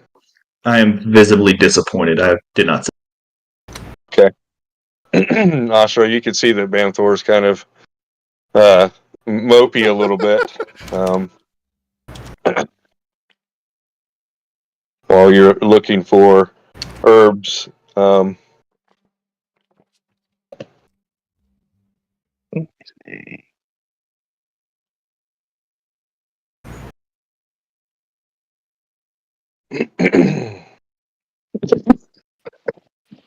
Okay, I just saw what he said. Maxie, basically you kind of notice that Maxie eventually wakes up, and you signal that to her, and she's looking around like questioning what's your what's the object of your ire. and flick my ear. Like, what do we not hear? Oh, that's why I was able to sleep so well. She cants back.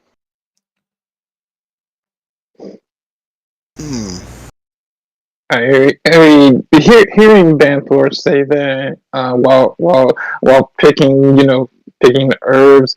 Asha just kind of looks, gives a shrug towards him, but she has like a little smirk on her face.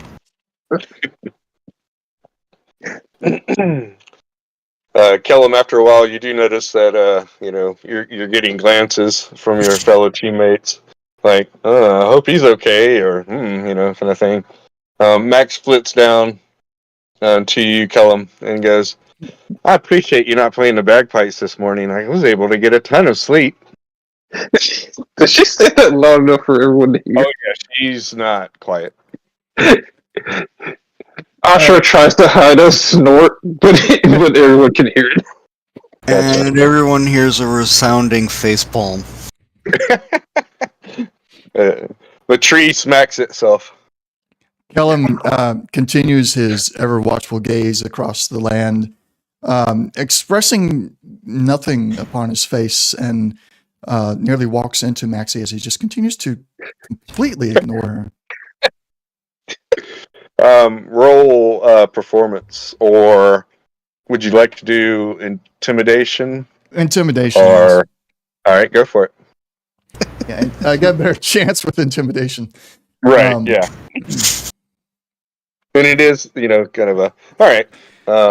So before you call or Go ahead. or do all that, so I am not in like as the character. I'm not trying to hide any disappointment or anything. My character, he's just like, all right, so they don't want the bagpipes. That's perfectly fine. He's legit. Like, I am now the rear guard. There is no emotion attached to whether or not he's having the bagpipes out. Okay. Then that is in no way a deception or anything. That's just how he feels. It's all right. I'm rear guard. I'm good.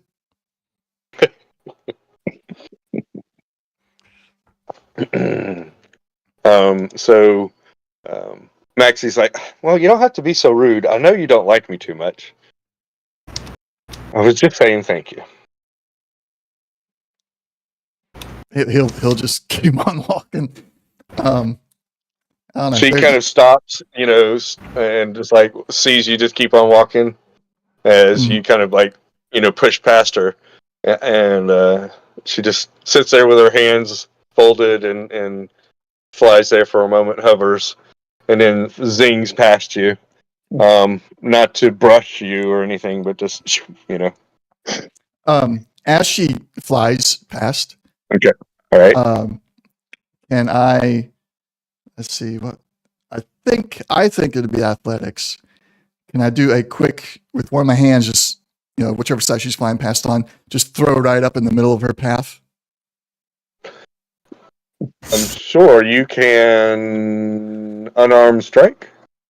Unarmed strike? Okay. Yeah. I'm not actually trying to hit her. I'm just like trying to do what she Right, does. right. Like, get in the way of. Right. Yeah. And that's basically you're just using that to get in her way, kind of thing. So. Well, that's horrible. So Nice you think? though. Yeah, it is. You think she's coming to your right hand side, but she's jukes you and goes to your left. So you just kind of swatting it flies, like you swat to the right and she jukes to the left and goes past you. All right. And I'll let she'll it fly pass this up. time. Okay. She passes up Ashra and Banthor, and kind of takes a lead about 10 feet or so in front of y'all. She'll zip to the right, left, or right, and kind of check out places, and just kind of keep within 10 feet or so in front of y'all, but kind of like, zip. Oh, there's nothing there. Zip, nothing there. Kind of thing. As y'all are walking through the day.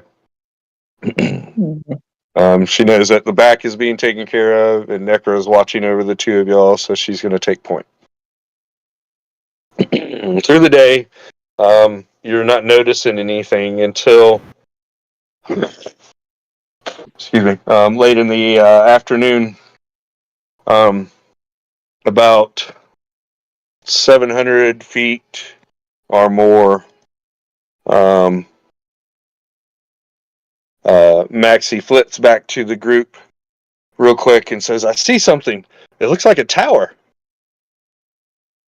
As you all kind of look in the direction that she is pointing, you can see, like I said, 700 feet to your to the east and south a little bit is a gray tower that stands 30 feet tall that you can see through the trees. Okay.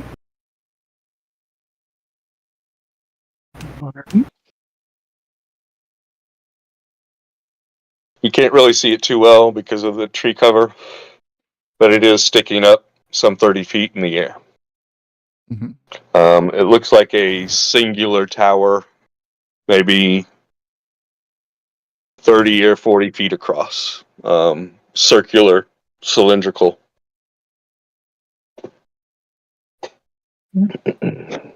Did you see any movement, Maxie? Not from this distance. I really can't see that far, but I can tell that it's there.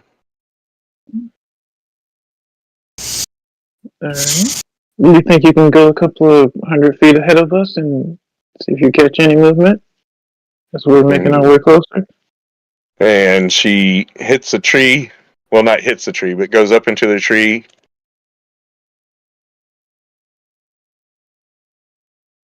And disappears.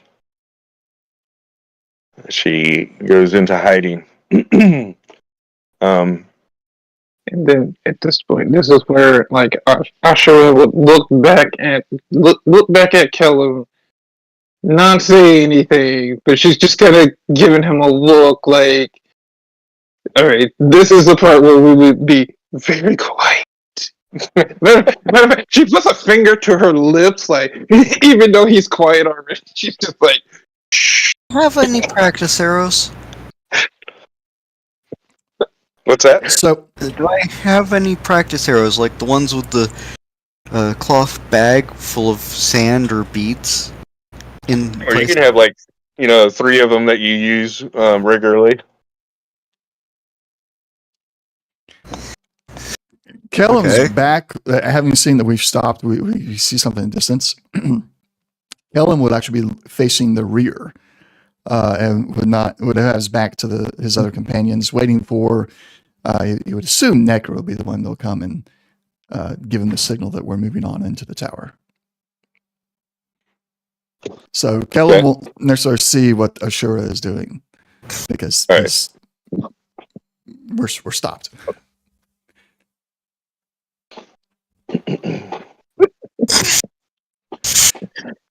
It's going to be a thing. He's gonna do his best just not to, and Asha's just gonna poke fun at him every chance. As a matter of fact, she's gonna walk up to Kello, tap him on the shoulder until he look. She's just gonna normally tap him until he turns and looks at her. Okay, as she's heading that way, I come sailing out of the tree, and ball bearings.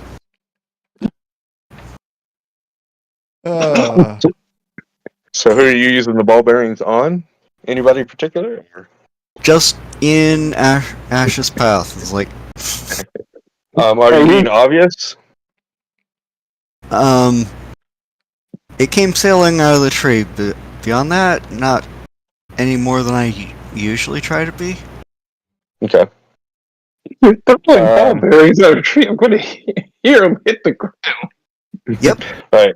So you see Nectar come out of the tree and look like she's tossing something in front of you or in your path. Uh-huh. So you moved about 10 feet. Nectar noticed what you were doing and jumped down out of the tree and looks like she scattered something in front of you. I just look at the tree where it came from. Wait, is she still hiding in the tree, or did she jump? No, she hopped out of the tree. Okay. I just look over and just look at her, giving her like, "You're no fun. and just turn back around and start heading towards the tower. Alright. I Go ahead. have to spend a little while collecting 1,000 PBs. Yeah, it could be fun in the forest floor. Well, yeah. Though I would imagine I would have painted them something that would stand out.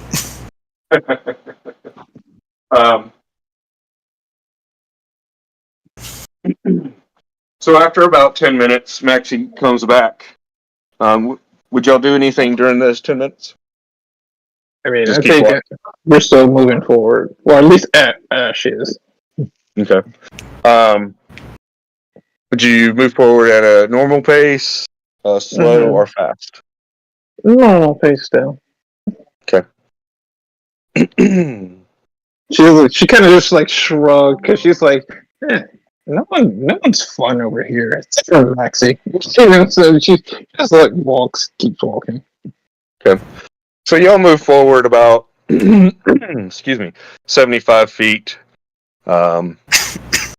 before Maxie comes back.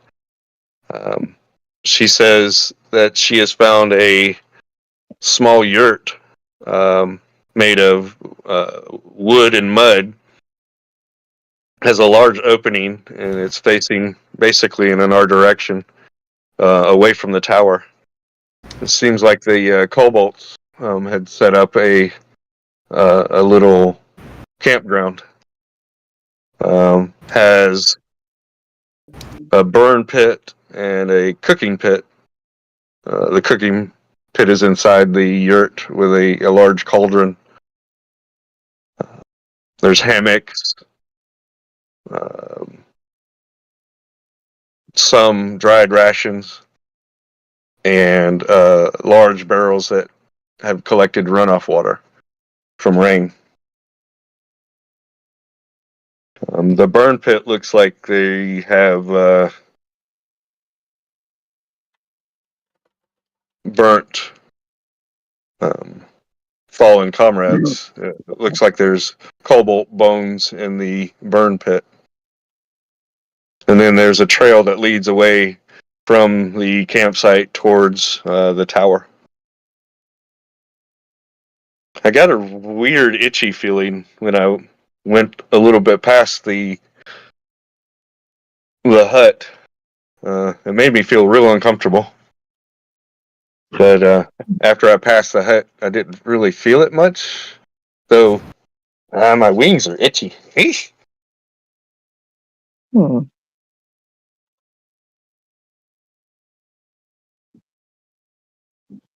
All right. Oh, Guys, if we get any closer, I can cast Detect Magic and see if there's anything fishy going on. that's good. Yeah, Do sounds like a that. good plan. You walk the 150 feet or so, and you come up to the place, the yurt that she was speaking of. Looks like they had hanging hammocks to sleep in. There were multiple small ones and one large hammock. Or when I say large, I mean medium-sized hammock. And so there were multiple small hammocks and one medium-sized hammock was put up here.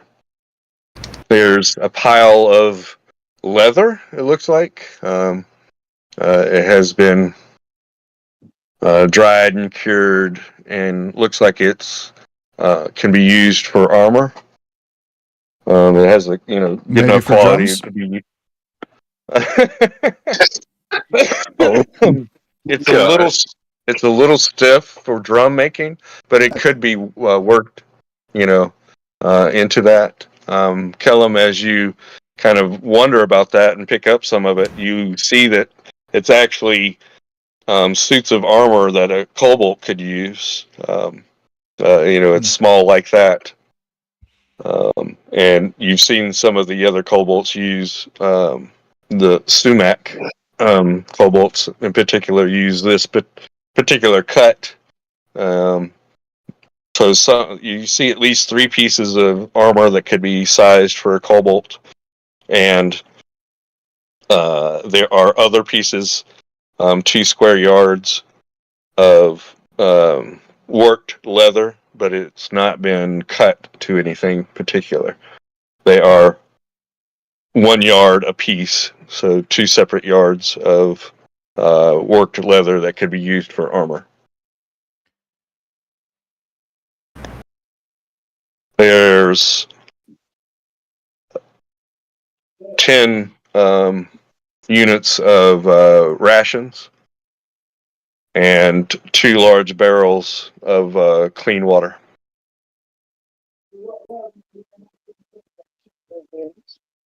There's nothing in the cauldron.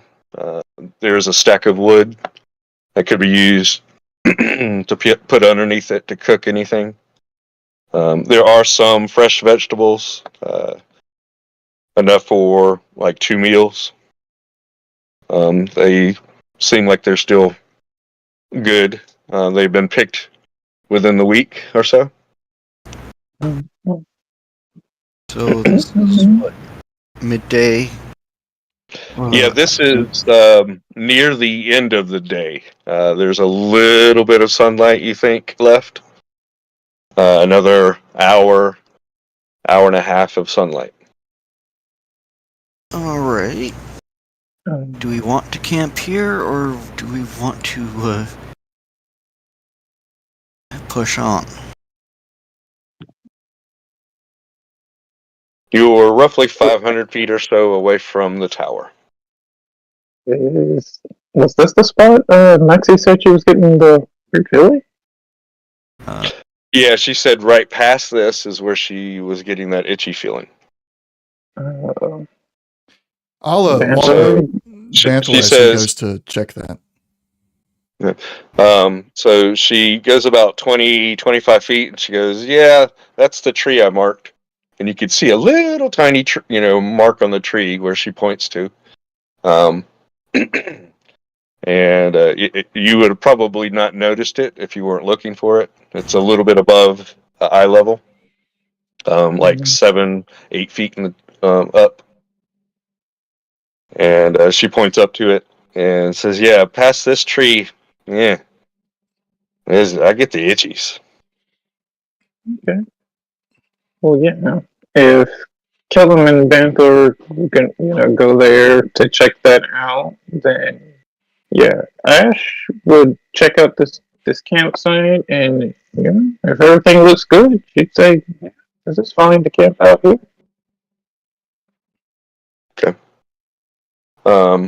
Yurt. It's a hut fashioned like a yurt. So it's circular with a large opening facing the east, and the tower is pretty much directly south of that yurt hut. You notice that the hut is made of wood supports and has been covered in almost a foot of mud and dirt on all sides and the top. Okay. Seems a little excessive. The amount of dirt and mud that was put on the outside seems a little excessive.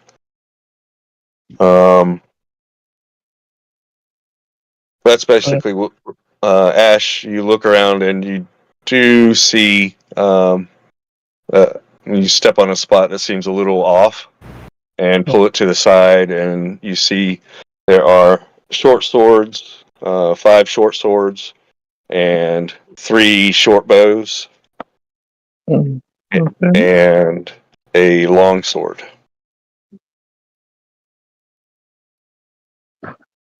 Mhm. 5 short swords, 3 short bows, and a long sword, and 40 arrows. 3 arrows. Okay. So after the 10 minutes, Banthor, you cast Detect Magic as a ritual. Good.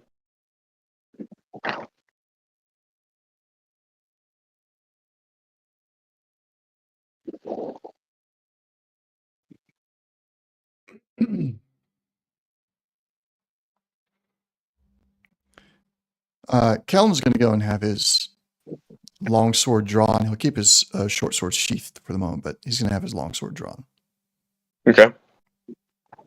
So Banthor, as you look out in front of you, you'll notice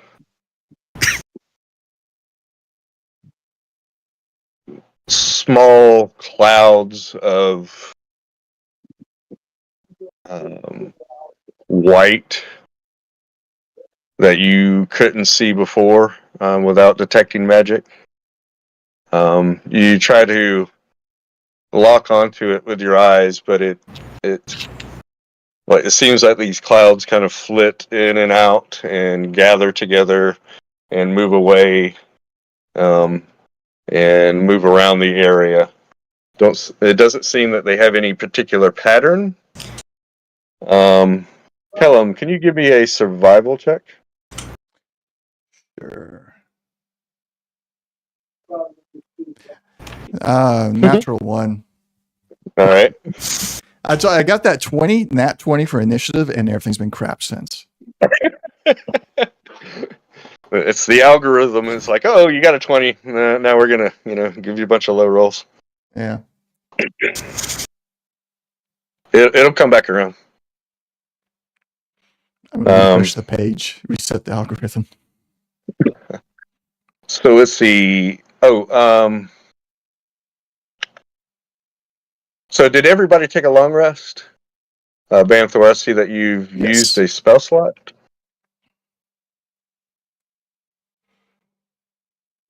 On my sheet, says I haven't used any. Oh, maybe I'm using. It's not refreshed. That's probably what it is. Okay. Yeah. Okay. My apologies. It wasn't refreshed. Okay. Just wanted to make sure that was done correctly. So you look out and see these clouds wisping throughout the area, but you can't really, from where you're standing, you can't get enough information, basically. Outside of you can see them. And Everybody, there seems to be some sort of magic, almost like a mist, kind of flittering in and out. I can't really pick up anything else, but just be wary. okay, well, I, plain as day, take 3 steps in front of, past the tree. What do I feel? Okay. So keeping your vision up, Banthor, Necra moves into the area, and you see a cloud going towards Necra. Necro, back up. Oh, I'm waiting to see what effect it comes. Okay. As Necra stands her ground, the cloud kind of envelops you a little bit, circles around you, and then you see it stop all of a sudden, Banthor. And the cloud moves away from Necra. And I don't feel anything? And you don't feel anything. Huh. Did it congregate enough for me to know the school of magic? Roll a Arcana.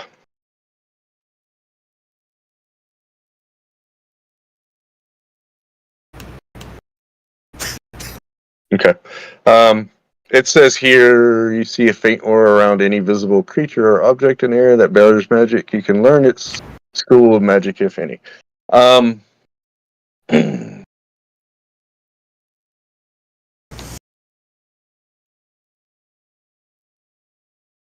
It has a combination of magic. Seems like it's necrotic, as well as all and enchantment. I'm seeing some necrotic and enchantment magic, but Necra, it seemed to just stop. It got close to you, and then nothing. It just kind of held around you. Hmm.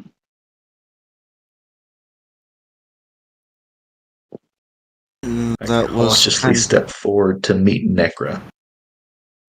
well, yeah.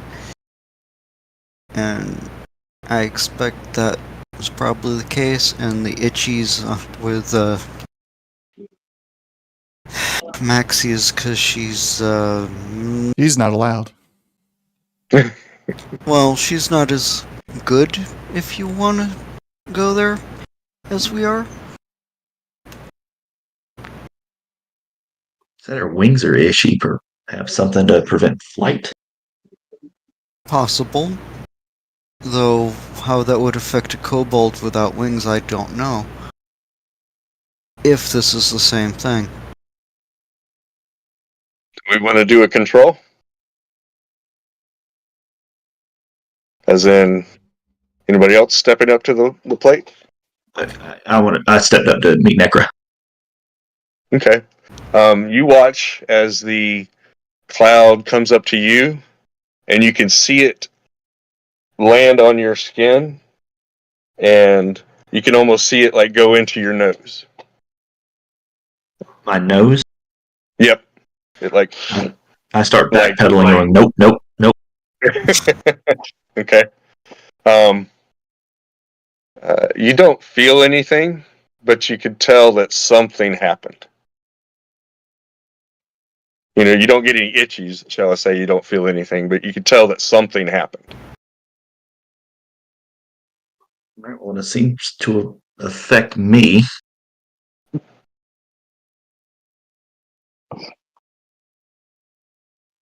Callum, do you want to try?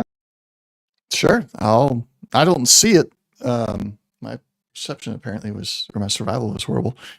But you tell me where to step at, and I will. Yeah. So basically, it was that Banthor is using, to detect magic, and he can see it because of his magic. I was seeing if you perceive something else. That's what I was doing with the perception roll. Okay. Actually, Necra, could you give me a survival? Okay. And Kellum, do you step forward? Yeah, I'll step forward wherever Banthor tells me to step to test it out. I'll do that. I mean, All right. never mind. Yeah. Detect magic's concentration. So yeah. It's like a 10-minute concentration, I believe. 10 Yeah, minutes. I was going to cast guidance, but I don't want to do It's that. also concentration. A 12, Necra. Roll with advantage, Necra. Oh, excuse me. Okay. Yeah, I'm gonna keep that. It seems oddly quiet towards the tower.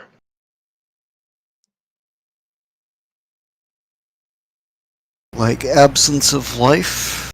Correct. Okay, so And as Kellum steps forward, the same thing that happened to you, Banthor. The cloud comes up to Kellum, lands on his leg, kind of like, finds a little spot on his side. And you notice that that's where the armor has like a little hole on the side, and it kind of finds that little spot and kind of lands there, and you can kind of see it, being persistent in that area. And then you also notice that some of it kind of goes into his left ear as well, like as if it goes into the ear. Callum, back up. I'll back up. Kellum, nothing feels itchy. Your ear doesn't feel itchy or your side or anything, but you could tell that something's different. Okay. I will concentrate to As see you if I back can't up, figure out what is different. okay.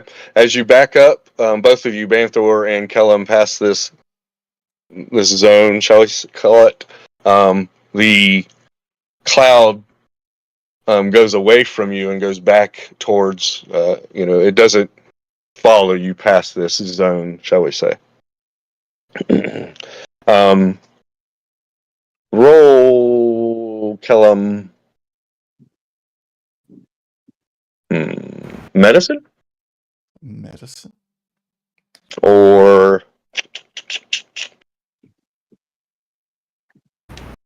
or Constitution saving throw. I'd rather go with the Constitution saving throw. Okay. It's 16. All right. With a 16, you can feel that you're not sick, but you feel like the onset of being sick. When you have that cough and you can kind of taste it or something. You could feel that something has affected you, and not in a good way. And I seem to be entirely untouched. And you are untouched. You don't have any feelings of difference or anything. Okay, I know what's affecting people. I will explain how I'm feeling to Banthor. And as Kellum kind of describes his feelings, Banthor, you kind of do a self check, and you're like, I kind of feel like not fatigued, but definitely something is right on the under the surface, and I just don't feel quite right. Can I roll medicine to try to decipher more? Sure.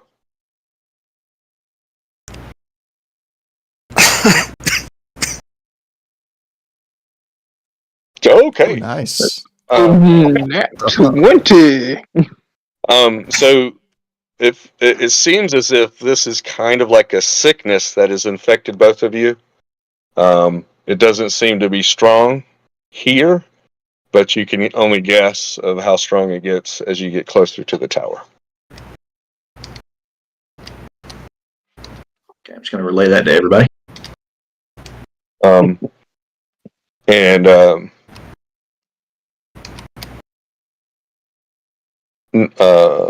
Max is kind of standing there next to you, and you can see that her wings have kind of flaky where they weren't before. Like they're kind of like a snake skin molting, and such.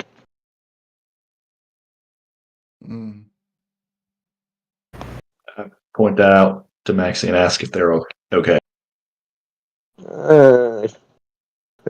They're still itchy, even though I'm not inside. When I walked through, it hit me like hard. Ow! And she kind of like flips and falls to the ground for a moment, and then she's like looking at her wing. She pulls it over her shoulder and looks at it, and you can see a small hole has formed in the wing. Oh no. Okay. And it's still doing Bubkiss to me. Correct. Does if Banthor, because he still got his detect magic, if he looks at the wing, is it showing any type of because you said there was a school of necromancy. So is it like showing any of that like around her wing? So as you look at it, Banthor, you look at it closely. At first you didn't see it, but now you can kind of see it. Very small, like around the edges of the hole that is formed in her wing. You can detect a little bit of that energy just right there around that hole.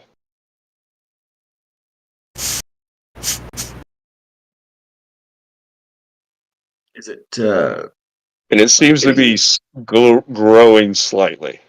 Yeah. Okay. Let's go back to the yurt and see if we can figure out how to stop this because it does seem to be spreading. And before you can really do anything, she runs, not flies, and runs over to the yurt. Like, okay, I'm game. Let's go. Like, hurry up. Ash this whole time has kind of been like gathering stuff in the yurt and stuff. Like she's popping her head out, kind of listening and like stuff. But she's been looking at the rations and stuff. And it's like, yeah, we can take this, and we can. And she's like, well, I guess I should probably see if it affects me too. And she's gonna step up, but she's gonna have one of the pieces of vegetable in her hand. Okay. Also. Right. And she's gonna step over that threshold, and she's just gonna turn and look back at Manthor. Like, okay. Let me. Okay. Cool. All right. Ashra passes the threshold. A cloud comes up to her, and give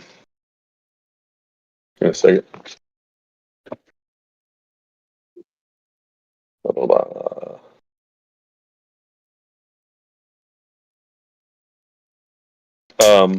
So the lights, it just kind of goes straight to her face, quickly, more quicker than it did to Banthor or Kellum. And lights on her face, and immediately, Ashra, you can feel like an itching sensation on your face. what about the vegetable on hold? The vegetable, it doesn't seem to be attracted to the vegetable. Okay, so it's only living things then, alright.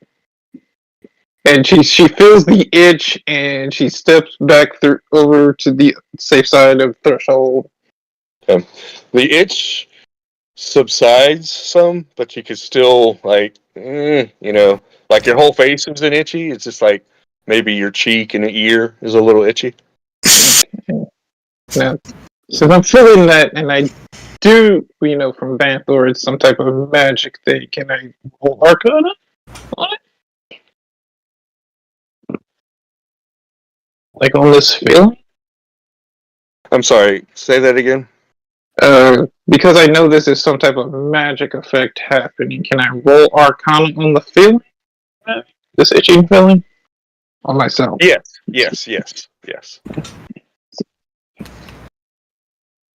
I'd like to help with it if I. Okay. So roll with advantage. Okay. Let's see.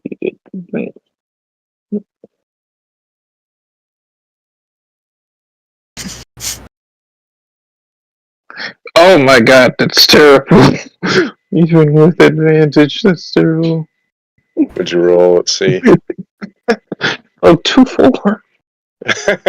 A 4 and a 6. A 4 and a 6. A 9. Yeah, I got a 9 total.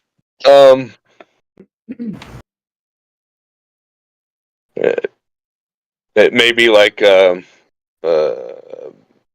cloud kill or something like that spell, some kind of,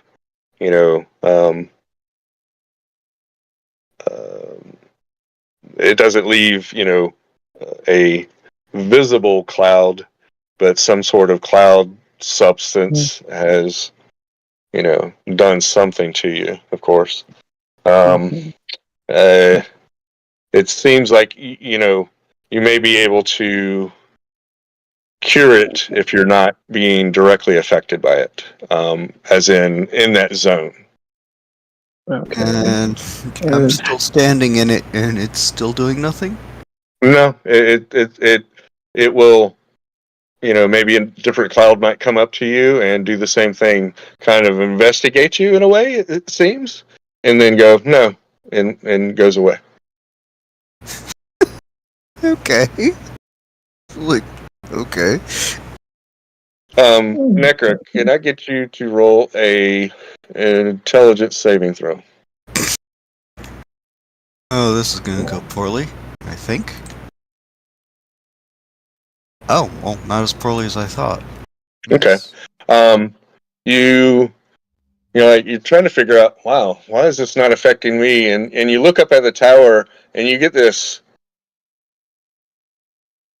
gut punch in your stomach. Not physically, and it doesn't cause you any damage. It's more of an emotional kick. And start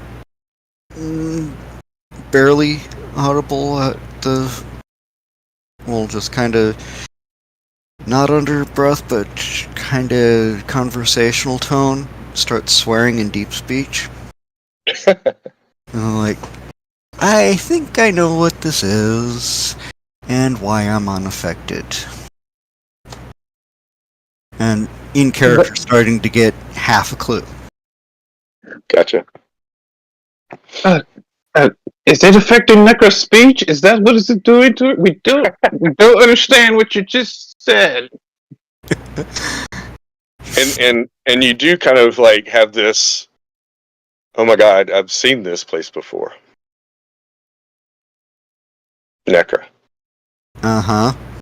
That's... And it fills you with dread. And I would presume... Well, I know Maxie's heard this at least once or twice. Oh, like dozens, actually, times. And probably Kellum has heard this a few times. When you curse in deep speech? Well, or switch languages, yeah. So... Mhm. Right. It's usually cursing that you do when you do this. Well, yeah, you don't much like... So Callum It's all- will inform Ashura and Banthor that now there's something up. This is the way Necra gets when something's bugging her. Something bad. Okay. And then, like, I think this may be related to either situation of my particular kind of elf, or something to do with how I was found, since I wasn't born in the Grove. And actually start to walk towards the tower. Okay. Banthor, as Necra walks towards the tower, a large cloud comes up to Necra and does this investigation kind of thing again. Doesn't land on him or her or go into anything, and then just kind of sits there for a while, and you see this cloud shake and kind of drift back towards the tower. Necro, where are you going? We can't let her go on her own. And Ash goes after her.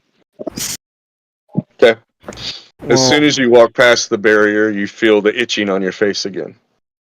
Okay, but did Banthor say anything about the larger cloud, or just where are you going? Because I I'm can't feel or see shit. Go ahead, Banthor.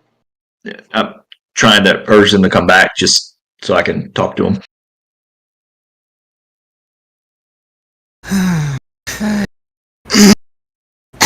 And so I actually walked back to just inside the zone.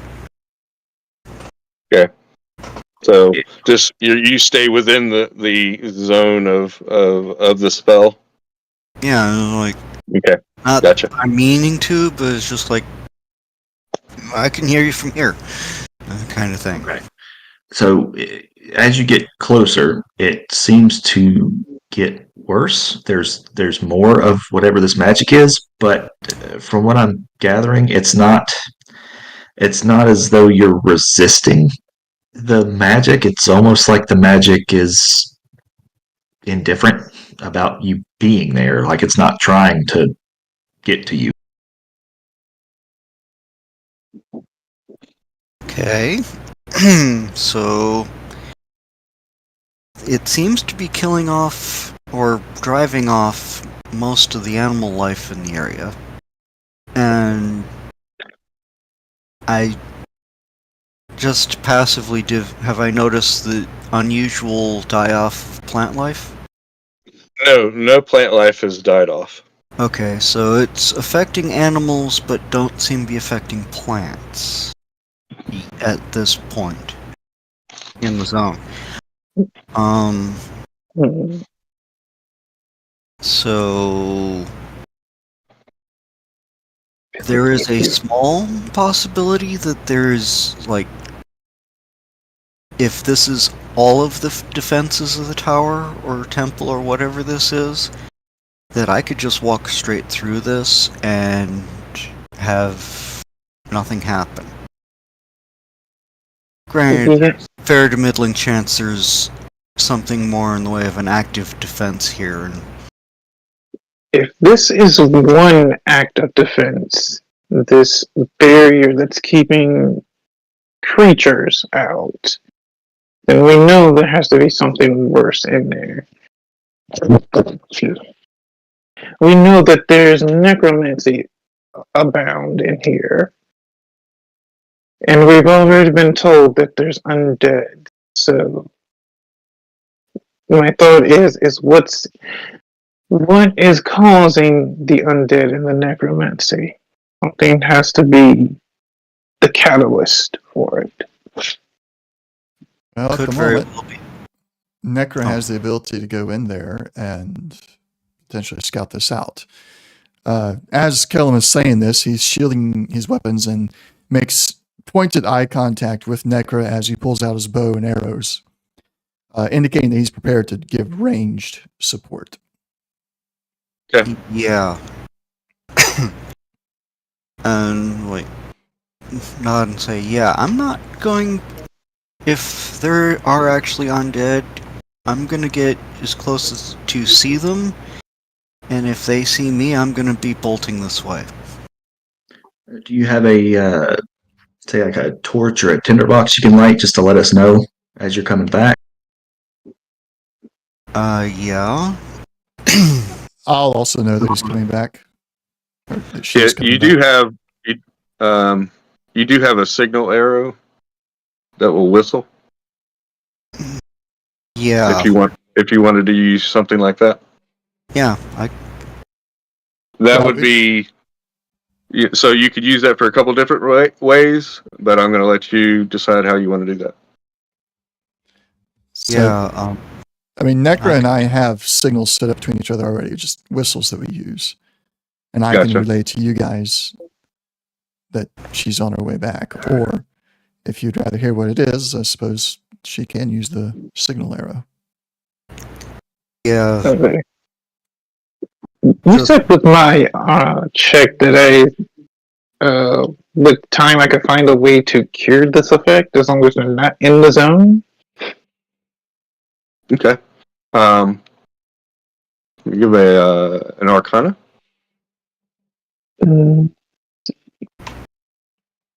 So do another Arcana check. Yes. Okay.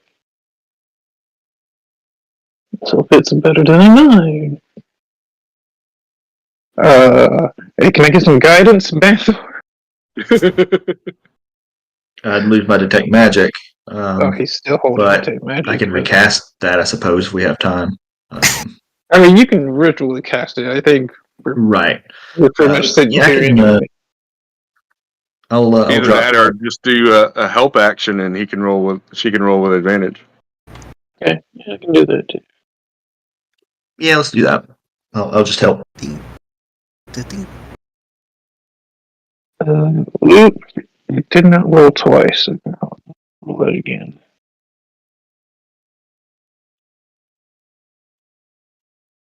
Okay. Oh, there you go. Yeah, you're pretty sure that that any form of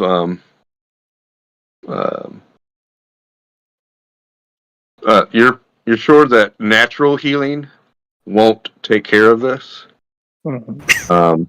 It seems kind of like an acid burn almost, and it will take medicine or a spell or a potion to heal this.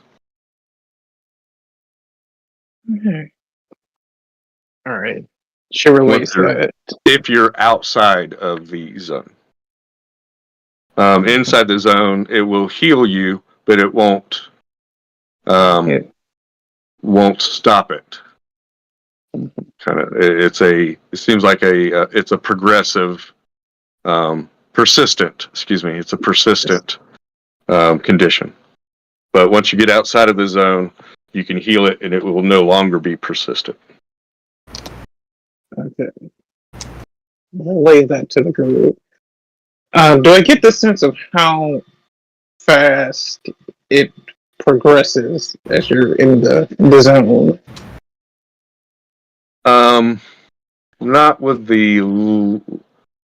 Not from where you're at, kind of thing. No. You would need, more information. Okay. And we're wanting. And she's looking at the group. Are you sure you want to go in there on your own? When she's looking at Necro directly. And Necro turns around and starts whistling Pink Panther. no, whistling Pink Panther, and waving as I'm off into the. Already gone. Yep. God, If anybody were to go into alone, it'd be Necker would be our best bet. all right. How's your approach, Necra? How is your approach? Aside from quick. the whistling, fairly slow and steady. Just Slow and steady. Okay, so you can keep an eye out and such, and be somewhat stealthful. Okay. What's your stealth modifier? 6. Okay, thank you. So you got let's just say a passive of 16. Okay. So you take your time sleeking through and keeping an eye out. You walk for another 100, almost 200 feet, and keeping an eye on the tower. You can see that it's not exactly what you thought it was. It's metal, and it shines kind of in a dull shine from the fading light of the day. You still don't feel anything, and it doesn't seem like there's any animals at all here.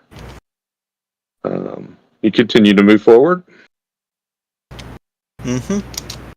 All right.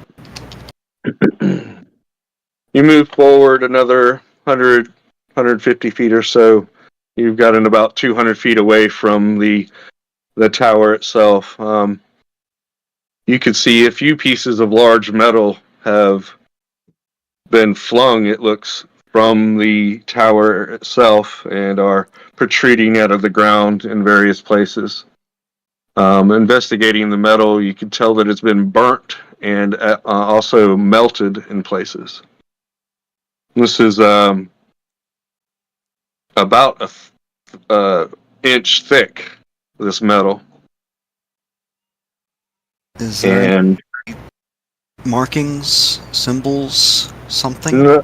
there's some faded symbols. Roll investigation. Okay.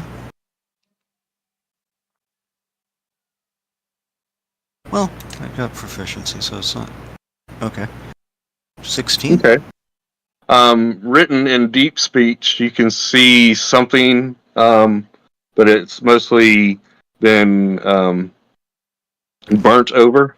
This is the first time you really have seen this language written, but you almost oh, I know these characters. It's only just seeing them that you kind of recognize this. Okay. And it says something about outer hatch. And as you look at it a little closer, it does kind of look like it's a door, but it's been melted and slagged together. It's mostly just a piece of metal. Okay. And So by this point, I'm out of earshot, even if I was trying to make enough noise. No, you were about 300 feet away, so you Okay. could still yell from where you're at, and people could hear you. So I switched from Pink Panther to Cantos Profanai. And So we hear the difference in tone, and just Ash looks over at Kellum and is like, "What does that mean?" I don't know that song, so I don't know. The player doesn't know that song. na na na na na na na na na na na. So He's going you're further trying in. to It's convey- looking more dangerous. Yeah, you Yeah, basically conveying that the surroundings has changed, but still not in danger. Yeah. Pretty much, yes. Okay. So that's not a. Hey, y'all, come look at this. No, it's not. He will not be calling us in, or she will not be calling us in there, unless she's able to disable this fog, which we'll know that happens because Banth will be able to tell us.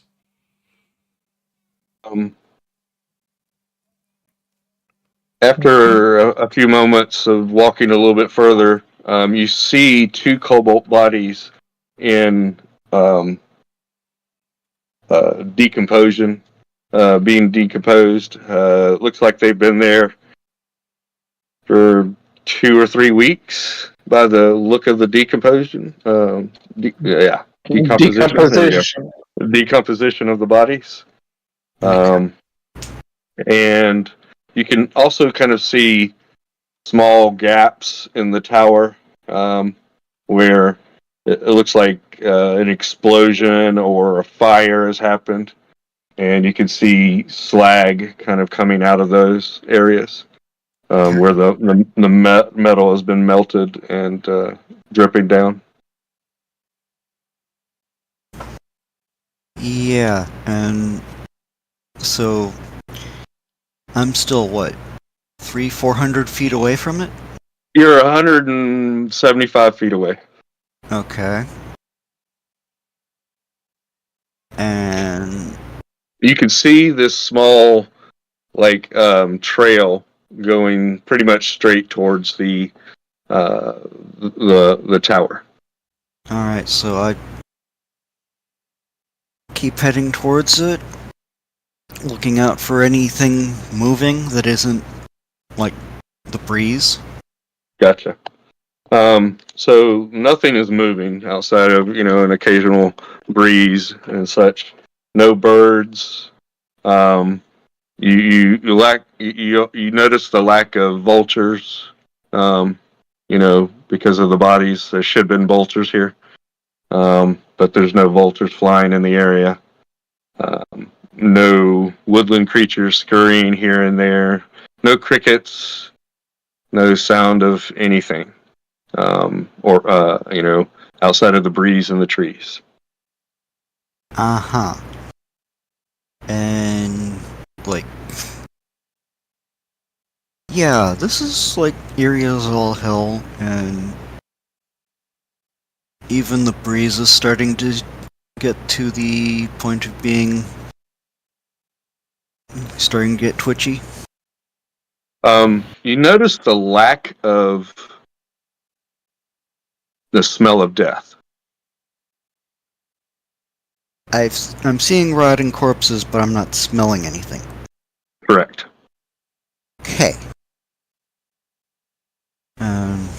As you kind of investigate the corpses a little, you can tell it's not so much decaying as it's being eaten away, as if acid has been poured onto them. Okay. And so I keep heading towards the The tower? tower. Yes. Okay. You get about 100 feet away, and the area directly around the tower is devoid of any trees. It looks like this has been here for hundreds of years. The damage that you see that is blackening and melted looks like it's somewhat recent, because you could see areas where vegetation has grown on the tower and around the tower and has been Blasted? maybe not recent, but recently in the last somewhere 50 along- years, 50 years or so, been burned away. Okay. You can see a small hole has been ripped in the side at ground level, and there's a body of a cobalt slumped up against the wall in decomposition, about the same rate, 2-3 weeks. Okay, so I go up to the hole and look in. And I've As you got look, my bow out and readied. okay. As you look in, you don't see any movement. You do see, when you look down, there's a little bit of metal floor about 2 feet, 3 feet below you. And the middle of it has been ripped open and pulled back and melted. As you look up, this is a 30-foot round cylindrical tower. As you look up, you can see what's a little bit left of the floor above you, and some of the floor above that. And you see metal beams going across, and everything is black and melted. And I'm not feeling anything. Nope, nothing's different. You don't have there's no outside of your feeling of dread about being here. It seems like you've not here at this particular spot, this hole that's been ripped, but you've been here before. You know it. You're really spooked about it.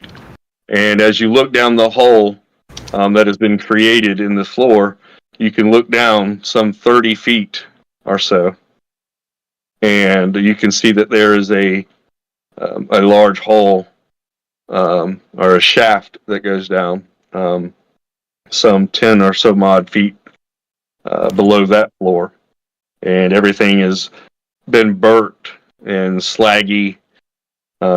Some great, huge fire of immense force has happened here and just melted everything. You can tell that there are bits and pieces of fangs, tools maybe, that are just turned into piles of metal, piles of weird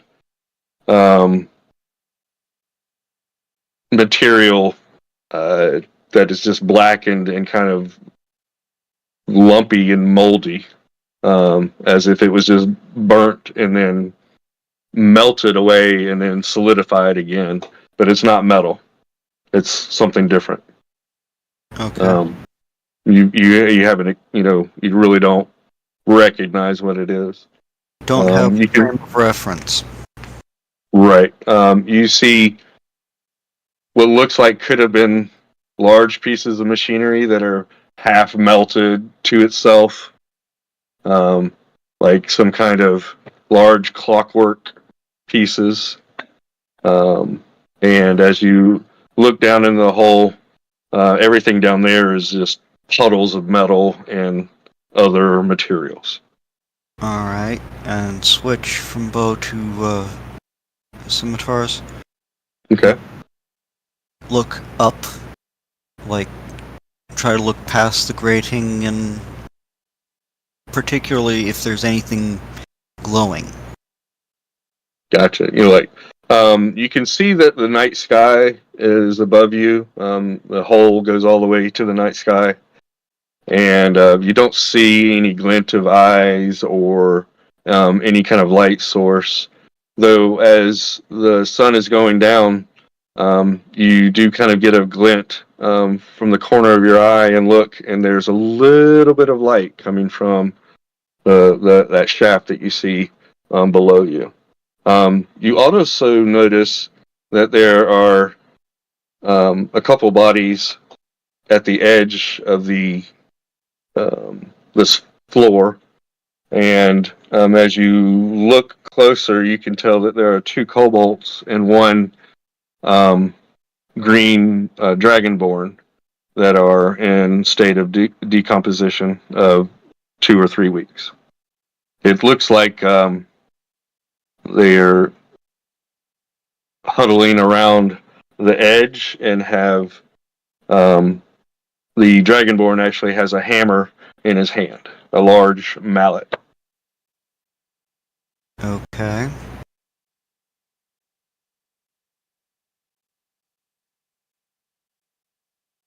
It is almost 11 o'clock. What would you like to do? At this point, I've done all the investigation I'm willing to do before sunrise. So I'm gonna head back and when I get past the hatch, Mm-hmm. I'm gonna switch back to Pink Panther and just keep heading back. Okay. I'll relay to the others that she's on her way back.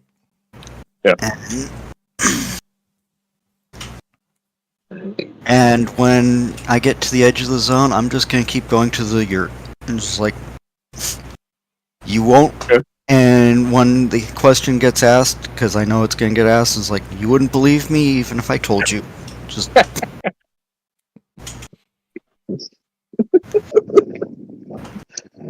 I'd like to say that while she was doing this, Ash would have healing word everyone from the burns. Okay.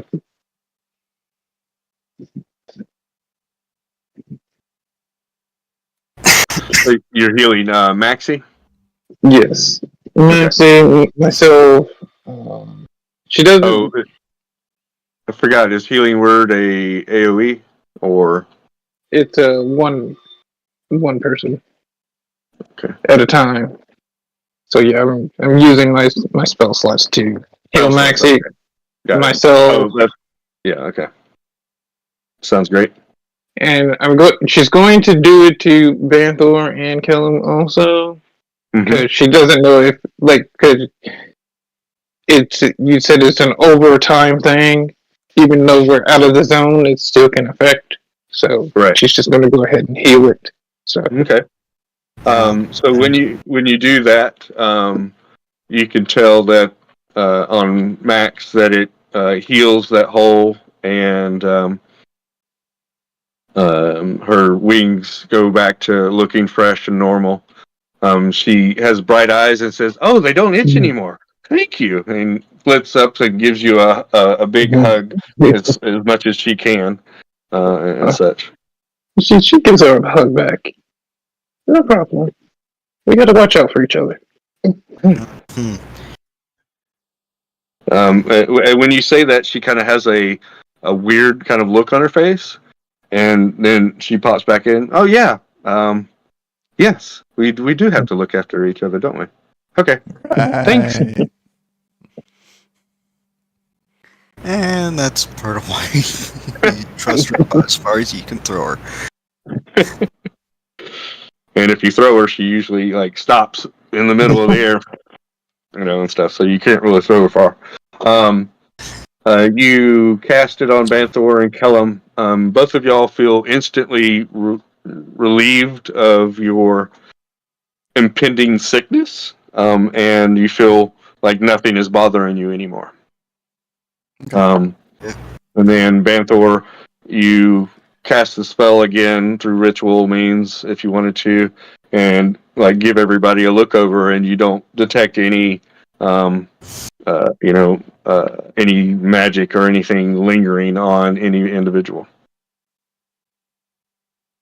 Looks like it did the trick, everyone. Thank you, Ash. Okay. Mhm. And when I come out, is there anything clinging, or is it just kind of not? So nothing clings to you, and nothing follows you out of the zone. Alright. Um, And so as soon as get into there, pull out. Would I have loose leaf paper, or is it all in the spell book? Yeah, you can have a sheet of paper. That'd be fine. Or anybody else, somebody else might have some paper, but you can have a piece of loose paper, parchment. Okay. And I start mapping everything I saw. Okay. And actually write out in, if as much as I can remember, kind of to one side, all of the alphabet for the deep speech. Sure. You're able to write down what you can think of, at least half of it. Some of it you remember from seeing, that little bit. You didn't see any other writing anywhere else, but from what you did see, you remember. You write that down, and then from there you're able to extrapolate what you consider at least half of the alphabet. Okay. And It's very blocky, and purposeful. It's not a pretty alphabet or anything like that. And it seems to have probably 30 characters or so. okay.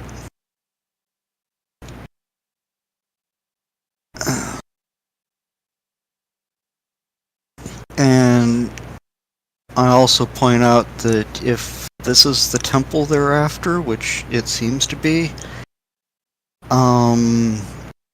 whatever they're after might be the source of whatever's causing this problem. Mhm. And if it isn't, then it might be something keeping this from becoming a bigger issue.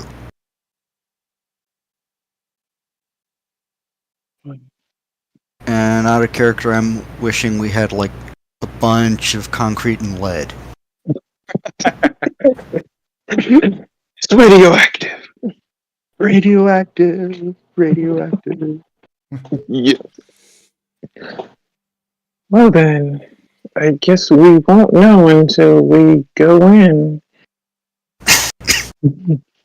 Next time. Next Next time, time. exactly. When our adventurers meet again, we will Actually- be entering the. Go ahead. Oh no, you go ahead. Go ahead. Finish.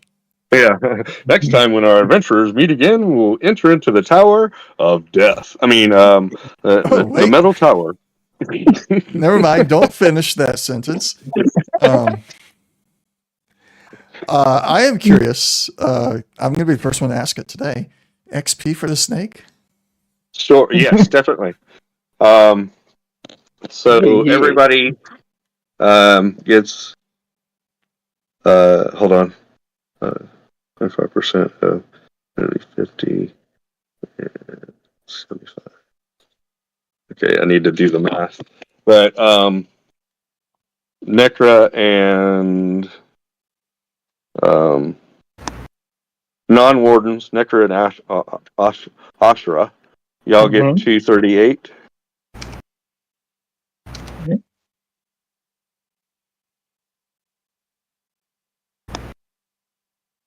And the wardens get 163. Okay.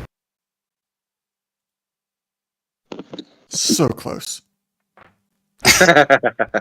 Yeah, I'm trying to keep it just enough.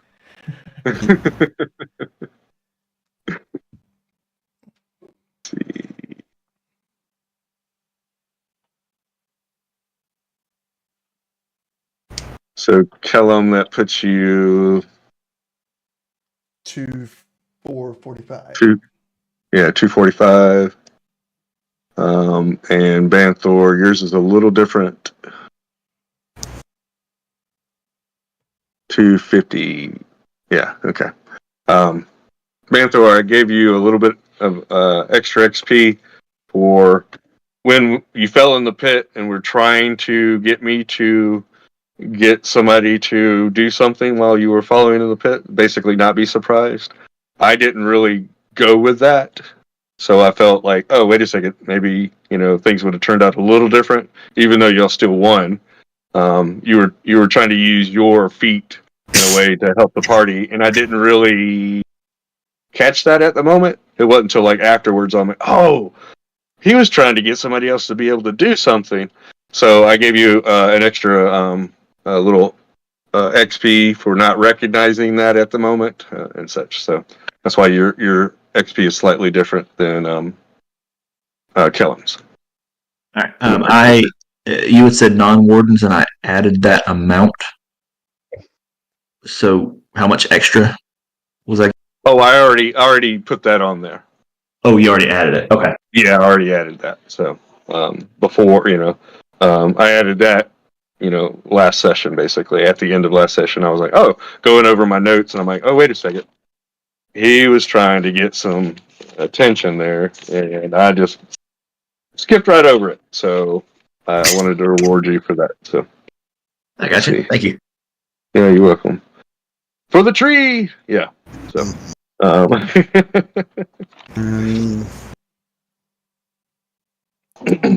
any questions before we end the session?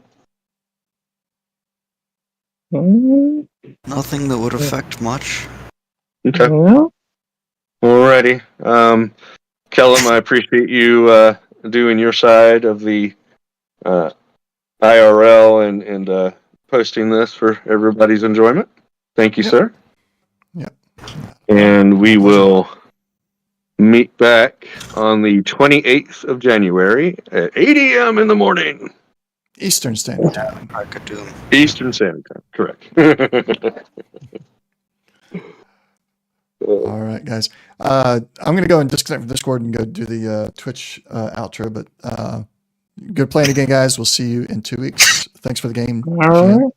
See ya. Y'all take care. You're so welcome. Thank you. Later, guys. See ya. Thanks. All right. Thank you all for watching again. This has been session 7 of Into the Unknown with GM Jerby, a D&D 5e campaign. I will be back here tomorrow with some more X4 universe, and I'm going to be trying to pick up a few more sessions during the week, or a few more streams during the week. I've got Elite Dangerous installed again. I want to get back into that, stream that a little bit, and also needing back to the Baldur's Gate 3 campaign and Starfield as time allows me to stream those. So hopefully we'll have those back. But I'll definitely be back here tomorrow night, Monday night, for X4 and continue the Terran Cadet campaign. So we'll see you then. Thanks for watching. We'll see you next time. Bye.